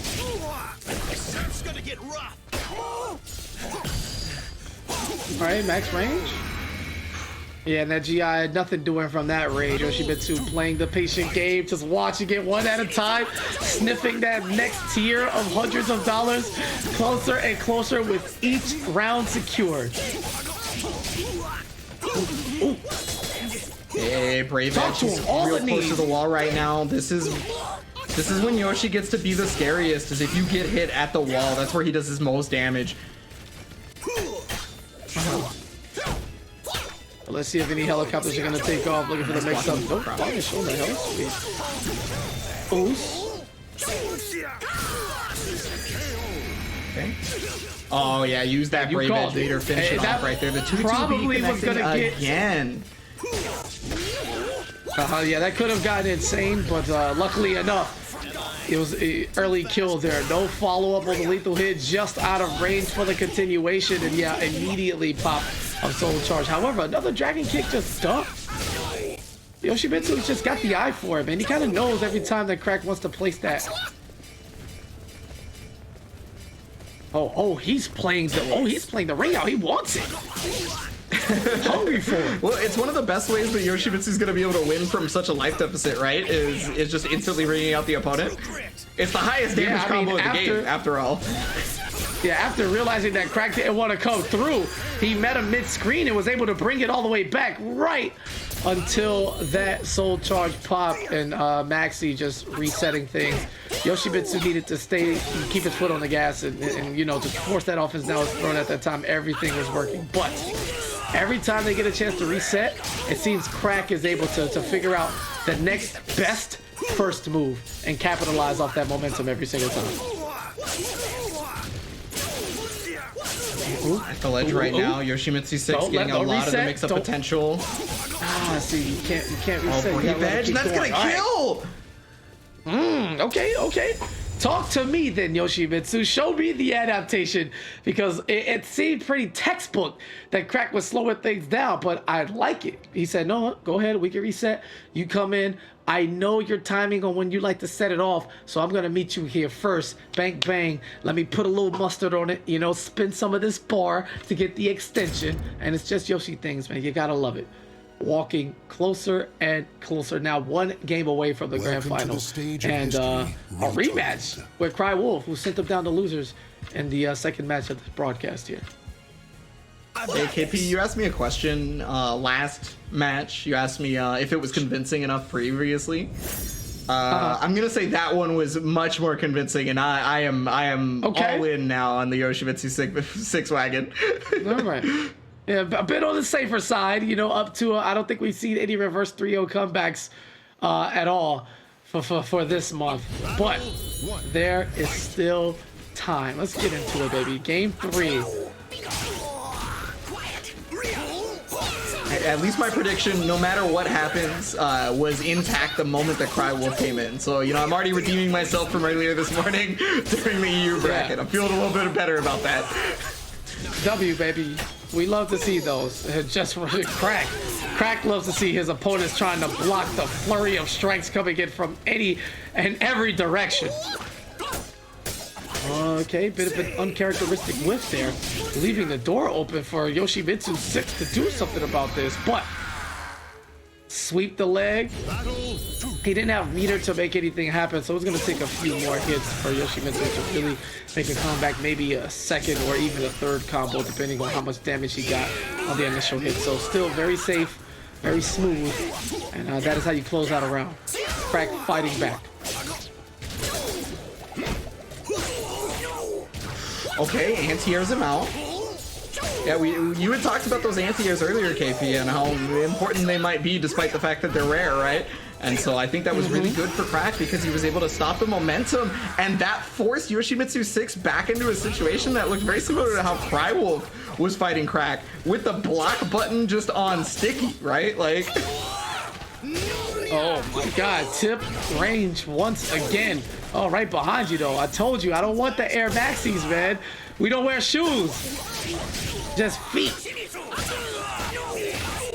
There is no way that is that man's real feet. There is no way. Listen, man, you asked too many questions, all right? Let's go. How about this wall? I'll tell you, that's real wall damage coming in from Maxi, forcing the meter usage for Yoshimitsu to try to stay alive, but the Crack is just waking up, and that is it. Put a game on the board. No 3-0s here. I've got hundreds of dollars that I would like to claim to my name. Uh-oh, this could be the beginning, but every time we've gotten riled up thinking that one of our players could possibly turn the tide and say, wait a minute now, I don't want the viewers to get too comfortable. You know, the commentary booth is already comfortable. My opponent, it's super comfortable, right? We've seen 3-1s, and all the 3-2s have been like trades, right? It'll already be 1-1, 2-1, 2-2, 3-2, whatever, right? This time, Yoshimitsu 6 just simply trying not to choke away a grand finals berth. And you said you were convinced last game. You said that was enough. I don't think Crack heard you. Not in the slightest. Or maybe he did hear me and he was upset about it. Got a point. Yeah, that could certainly work as well. Well, let's get into it. Game 4. Let's see whether or not it even matters. Can Yoshimitsu close the door on Crack's loser's run? Or does Crack deserve to be in the final and a step closer towards that $400? Gonna find out is already Crack is on that offensive pressure that we just talk about so much. You know, definitely one of the biggest people showing how strong offense can be sometimes. But unfortunately, your mix-up got stepped, and then you went for a swim, son. Yeah, I guess he missed the helicopter ride. He was just chilling there on the ledge. Very unfortunate situation, but right back at you. Here's the lethal hit. Let me get my damage the old-fashioned way by opening my opponent up. All right, no ring outs here as we just fight in the middle of the ring. Maxi just dancing and just so smooth, showing you all the stars, all right? Constellation time, back kick to the wall, unnecessary. What an answer coming in from Crack 873. Yeah, again, that was just such awareness of what Yoshimitsu 6 had been going for. Crack's offense may like normally be incredibly overwhelming, but the ability to adapt to where your opponent's gonna step so that you can continue that offense, or the ability to adapt to when your opponent's gonna press a button so you get a Heaven's Guard like that, that is what separates Crack from other Maxi players.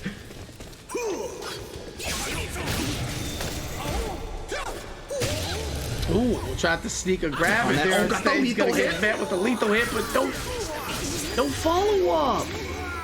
Oh man, Crack is leaving opportunities on the floor. You can't afford to drop them in this situation. Super unfortunate for him right there. He does have 2 bars to work with, so I mean that's a lot of the meter to make something happen. Yeah, that's why the soul charge coming out.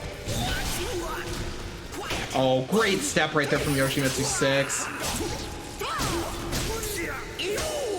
Is he gonna catch the roll again? No, not this time. Big lethal.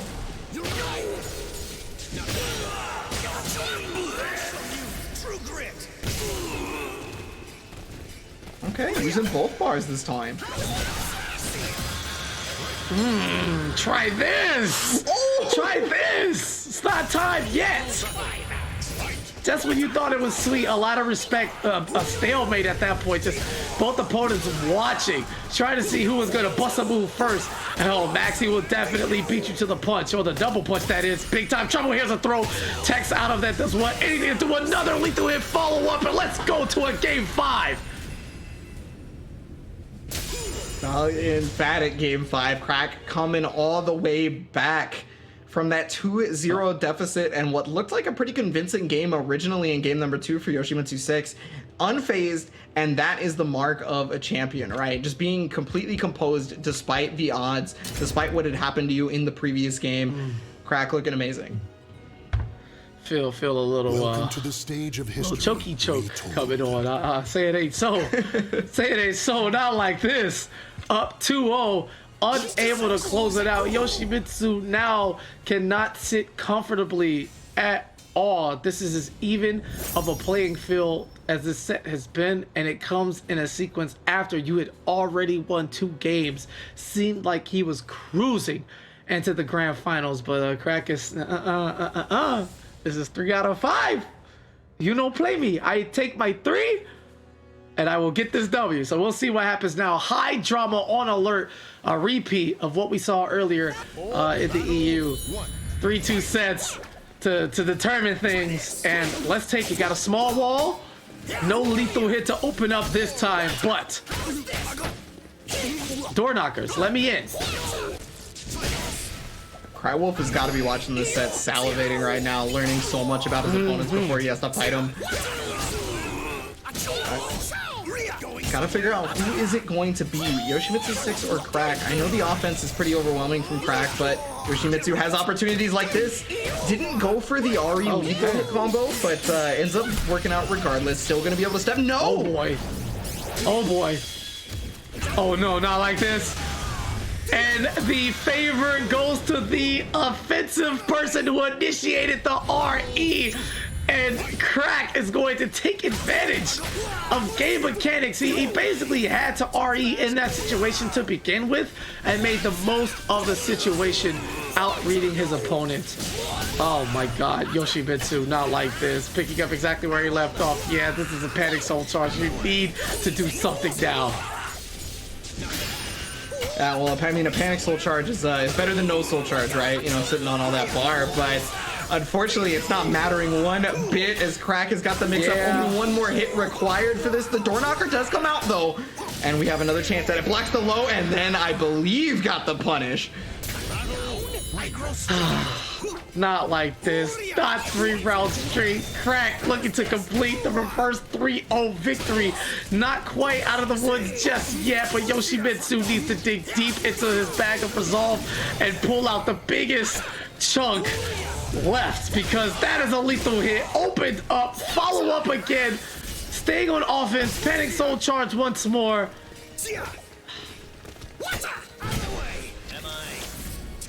Yeah, it's gonna use that soul charge to get back into offensive pressure. You know, after the dragon pit, normally you'd be minus, but you don't want to stop there. Getting the low, and Crack is going to be able to take it 3-0 in the final game, and 3-2 in game set. Wow. The reverse 3-0. Crack, you are a sweaty gentleman, all right?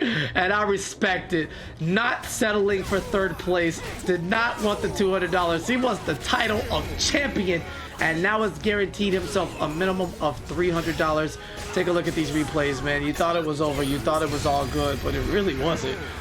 Crack was just biding his time and looking for the perfect opportunity to strike.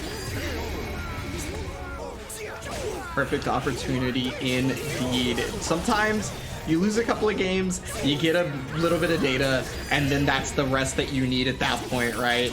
You know, you've recognized your opponent's habits, you've recognized what they've done to beat you, and then you mix it all the way up, you make it all the way back from a 2-0 deficit. It just such great adaptation, such great composure, absolutely deserved to be in the grand finals, but gotta give it up. Yoshimitsu 6 gonna be taking third place here. Gonna be walking away with 200. Correct. Yeah, that was just, I don't know. That was amazing, man.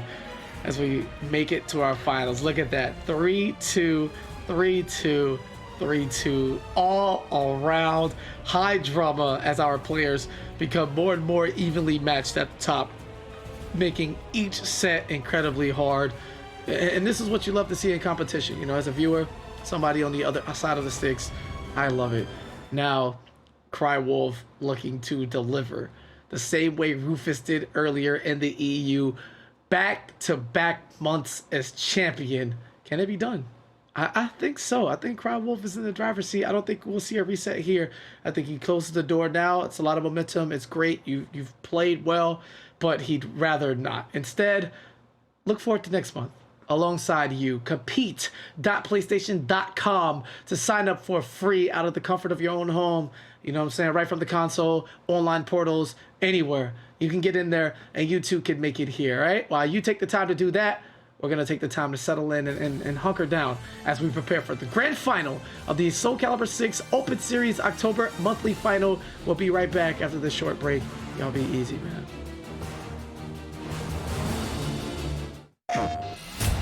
So so many world-famous players. They started online.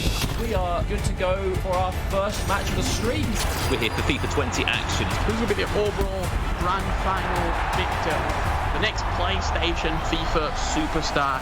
I think the level of play that we're currently looking at, and it's fantastic. No one leaves today empty-handed.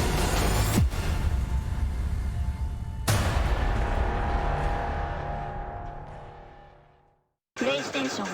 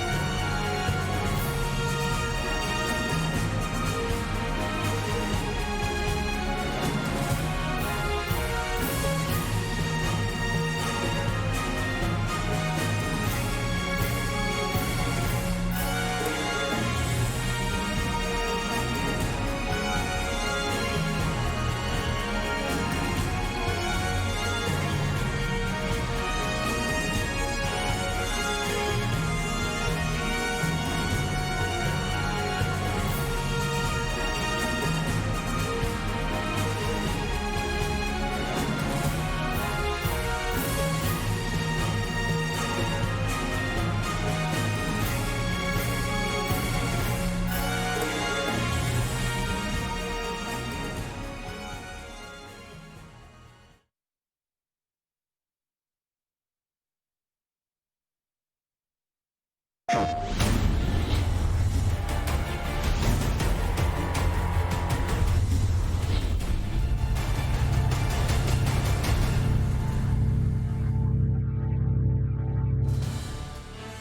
hope y'all got your water.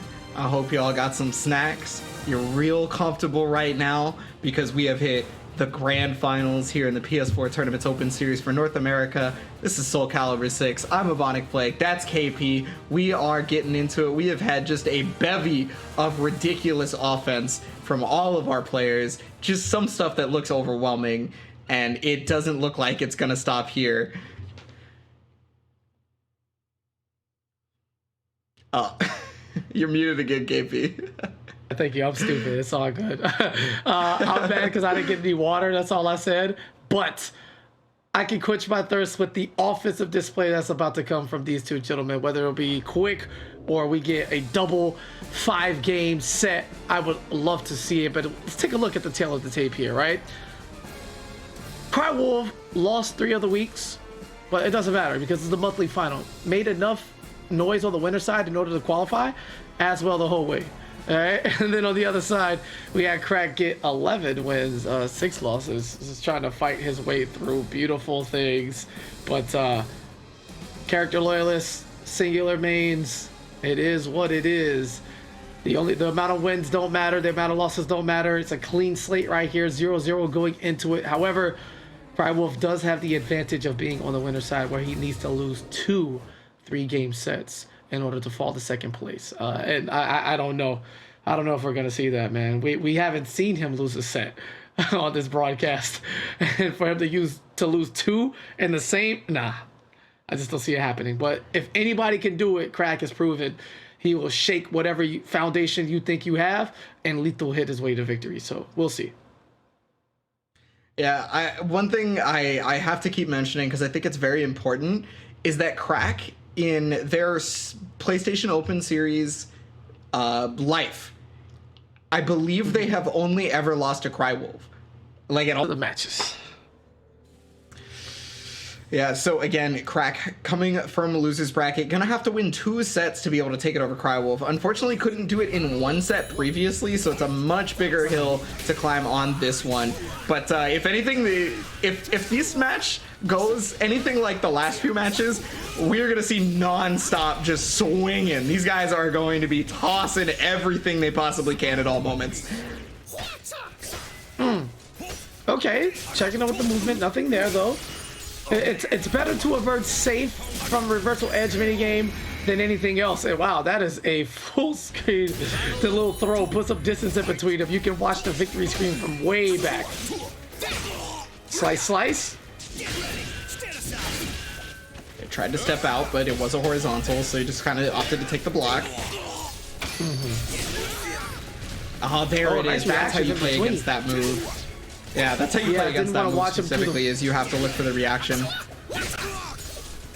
Yeah, no full charge shenanigans here. I'm not letting you break me away. Nice duck to go under. He's going to buy himself some time to also let his defensive meter chill. Now he's putting that onus onto Crack to force him to block red. Oh my goodness, he knew right back at you. Okay, the brains are too big right now, and it's only game 1. I don't know what's happening, but Crywolf is going to come out on top of that scramble. Brain on brain. Nothing smooth over here, baby. Got those nice grooves. So many wrinkles in these craniums right now. Just the galaxy brain plays coming out. I mean, yeah, that's all you got to do. That you have to pull out absolutely everything to be able to finish here in the PS4 Open Series Finals, right? So 2 bars here for Crack. Just gonna get tossed. Oh my god, another one? Oh, just putting up as many stop signs as possible, just making sure that Crack cannot mount an offense. I mean, at this point, Crywolf has played against Crack's offense, right? Doesn't want to have to deal with that if they can, but sometimes you just can't get away like that. Around on the board for Crack staying alive. When Maxi says try this, it is not a question or a suggestion. All right, it is definitive. You are gonna take this and you can decide how to deal with it later. All right, so popping it right now, Crywolf in trouble. That guard gauge is struggling. All right, instantly get some of it down by popping out That soul charge, and yeah, just gonna try to play the time, but again, it's just tried. I'm here. I am here. That's what Maxi means. I'm here. The rock, paper, scissors right now broke the guard because it is a vertical. Oh man, yeah, just barely any health left on Crywolf. He blocks the low, but he does not block the low in return. Crack gets muscle bustered. There's one opportunity left. He goes for the RE, and it's a bit too early. Oh, Crywolf is gonna take it off of that. You gotta love it, man. Old, reliable. There's nothing more reliable than that muscle buster. So much mileage, so much utility, so much damage for a single hit. It's just, all right. Aswell has to have that in every game. He never should lose that move ever. He needs it. The question is will Aswell come back in future games? That's what everybody's probably wondering. not. Probably not. I don't think this character made the best first impression. They might make him sit on the sideline for a title. Made a great first impression for me. On that. Yeah. Overwhelming minority. All right, the loud minority here. Looking to try this. Aswell's gonna sidestep it. Doesn't want anything to do with that one. Ooh, and the short hop gonna go right under that low. There's the punish. Not too much, but listen, it all adds up. Right, even if it's 10 damage at a time. Ever forward is right. Yo, constantly forward, just continuous right there. Finally, Crywolf finds his way out, though. He's gonna breakdance all over him, and yeah, okay, Crack is not dealing with that. He's like, I'm the real B-boy around here, son. Oh. Muscle Buster to finish off that round. Looking good. You missed. A whole back turn. Break attack as he stands back. Horizontal track of the empty hop throw. You love to see it. We are going deep. Here's the AGI, and everything is just working for Crywolf. Goodness, speaking of offense, there's a step back. Here's an axe to the face. Launch, not enough for the kill. And on top of things, the mid. Look at Aswell just posing in the limelight, absorbing all of the greatness. 2 rounds straight for Crywolf here, and this is looking as dominant as it has the entirety of the tournament. I want you to look at the back of your box, KP. The back of your Soul Calibur 6 box that you purchased. Okay. It says 1 player game, Crywolf only, every time. Doesn't matter which version of the box you got. Yeah. Online multiplayer, 1 player, Crywolf all day. Yeah, but Crack said he had his version. It was patched. All right, he bought the digital version. It didn't come with a box, so he never saw that warning. Let him in. 1 round on the board, but what was the cost? Yeah, not a big cost for Crack specifically, considering he has so much bar to work with, actually. I mean, like, yeah, sure, his guard gauge is flashing yellow right now, but yellow is not exactly a big deal. He's especially got him up against the wall, and he's got to be able to block everything. Otherwise, this could go awry very fast, and it did. Whoa! What a beautiful sequence. My man was getting cooked in that corner. Yeah, such fluid offense right there from Maxi. Good opportunity here. Oh, does he have enough to carry to put him in danger mode? No. Leaves enough of an opening to pop that soul charge. Try this. No. You take this. That's what he should say in soul charge. Okay, that was a really strong soul charge. That was to be able to get out of an unblockable situation. I like the decision. That's -12 right there because he ran out of soul charge, but I don't think Crack was ready for it. A lot of the time, you're not ready for when somebody's soul charge runs out that quick. But okay, big damage here. Yeah, not at all.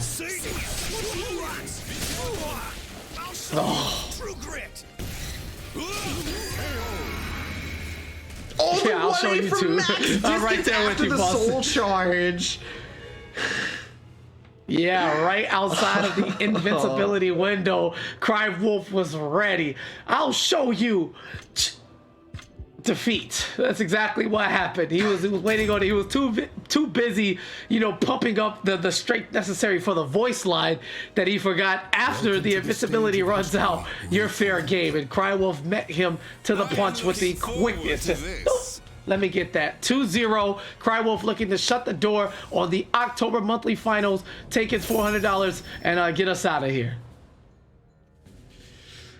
I mean, if Crack has anything to say about it, definitely does not want this to be a speed run. Definitely looking to try and get that $400. I mean, $300 is nice. Don't get me wrong. It's great. Yeah, absolutely. It's wonderful. Absolutely. All of us could use that, right?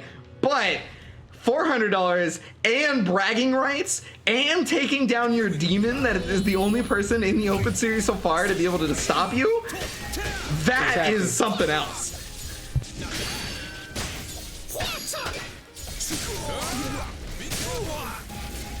Alright, being patient. You can see Crywolf picks his spots expertly. Going to over reliable, picking up that damage, not gonna get the full animation on the Muscle Buster as it's just rolling around on the ground. Oh, okay, nice crack. Stand up. Oh, that's a lot of damage. And just dunks on him. Just a little tap, little stay in your lane. The sock'em bopper, just right on the top of the dome. Yo, I actually don't think he's used that move this entire set outside of that once. Yeah, absolutely. I don't remember seeing it the whole tournament. I'm not gonna hold you. Was right back at you, AGI for AGI. Tried to step out of that charge move. Not gonna have it. Playing a bit more conservative with his back to the wall. I don't think Crack was ready to pick up that combo. Ain't gonna be able to get the wall rising B on that. Oh yeah, 4B plus K. Or I guess B plus K if you're in spear stance already. Ooh. Okay, Almighty coming in. And then the 6A plus B is going to be too fast. And then the kick to be able to get around the automatic GI. 2 rounds already for Crack. Looking good. Yeah, I'm surprised that got through, but Crack just knows way more than we do. Wow, looks like he went directly through the axe. But on the backstepping axis was able to just come forward, you know, toward the screen and avoid that. Oh, once again, this time stepping away. And everything is just working. Oh, wait a minute. Is Crack setting us up once again for a loop? Waiting to go down 2-0 in order to come alive?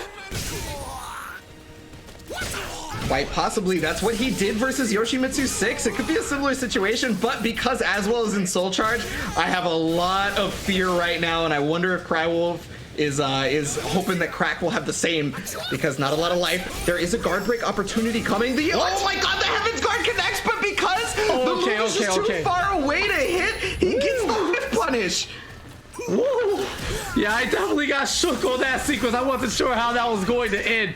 Fortunately enough for Crywolf, he was able to come out on the winning side, but Crack right back at you. He feels robbed in that last round. This is how he answers with a flurry of mix-ups. High, low, back, forward. You cannot escape the onslaught. Crywolf just forced to press a button in that situation. Oh, no health left. There's the guard break, and that's gonna do it. First game, staying alive. Crack with those signs of life. Whew, that heart rate monitor is finally beeping. It is. We can hear it now. I listen. It's the, you ever see that meme where the person is dead and then the homies are just there and he just pops up on the ground? That's Crack. When Crack goes down 0-2, he's just doomed. Just a heartbeat just manifests within his, probably his fingers, you know what I'm saying? Because they are the driving force behind his gameplay alongside his brain, and he just unlocks another level. You know, that's his 7-star Severance in real life. Oh, I'm down 0-2. All right, let me lean forward right quick. Let me get into gamer position. You know what I'm saying? And turn up, because that is exactly what's happening here. Once again, we just saw it in the losers final. I don't know if this is the best place to adapt that strategy, but it is working so far, keeping him alive here in the tournament. Yeah, unfortunately that Beyblade was, I believe, the extension version, the string normal, so it was not actually -12. And because of that, Crywolf preyed upon what Crack would think would be a -12 situation, and GI'd it, got a bunch of damage for it. Now fighting at the wall, though, trying to step to be able to get away from it, because he knows how much damage he'll take if he gets hit at the wall. Oh, big drop. Okay. But finishing it off still. Crack First is round alive. there for Crack.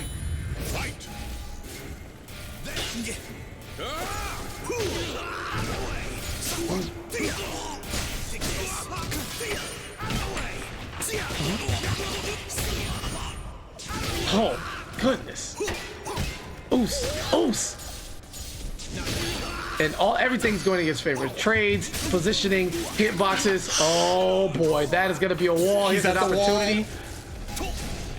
Oh god. Okay, Oh, dropping the whiffs combo, it. however, despite being at the he's at the wall again. No He's gonna way. get a second opportunity and break the wall off this.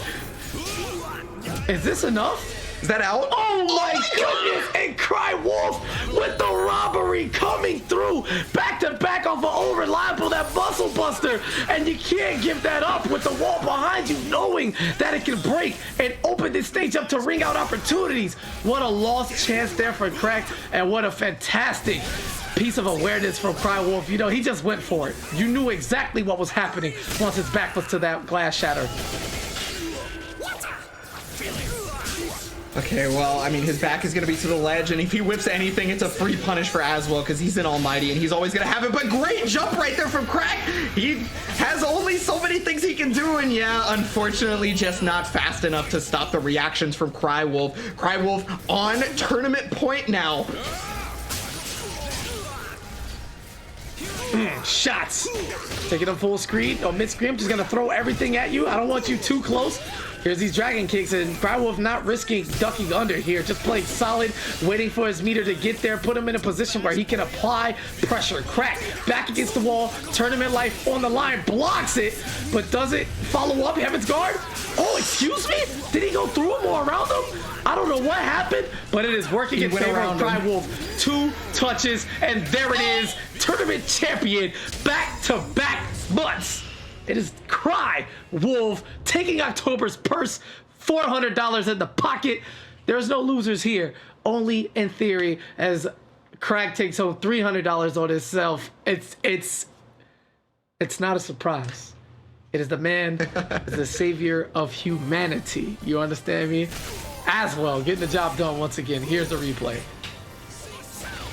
Yeah, I think we both got our predictions that time, KP. So, you know, you got that Cry Wolf is going to repeat at the very beginning of this.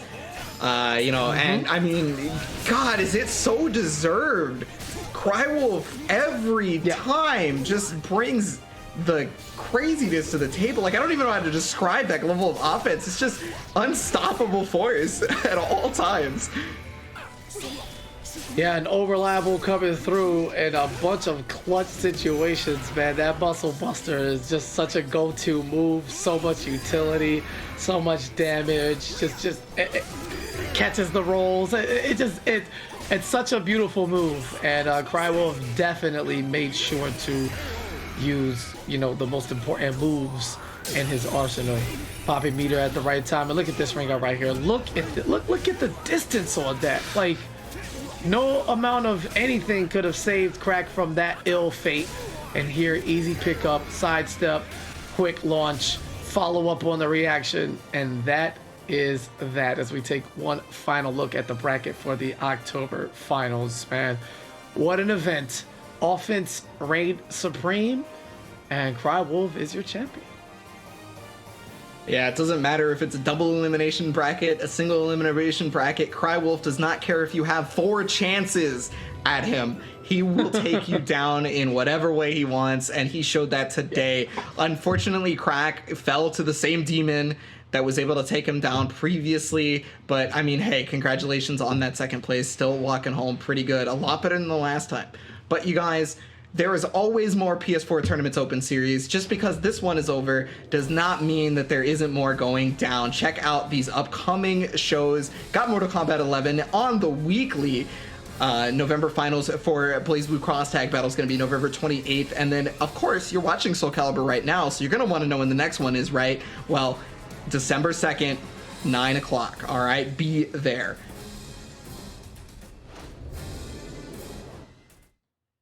Whew. So much drama. So much. Make sure you take the opportunity to be a part of these by signing up for free at compete.playstation.com. All right? Don't want to hold you too much, man. Thank you all for enjoying the broadcast. Once again, shout out to the champion Cry Wolf. All the competitors for signing up. Without you, there is no us to keep any community going. If you're out there on the fence thinking about it, just do it. All right? The new guard needs to carry the scene. The old guard's always going to be here. It is what it is. Y'all have a good night, man. If you love somebody, tell them you love them so they know. You may never get the chance, all right? I'll say rest in peace to my mother. Y'all have a good night. For Ebonic Plague, I'm Katana Prime, man. We will see y'all next time. Be safe.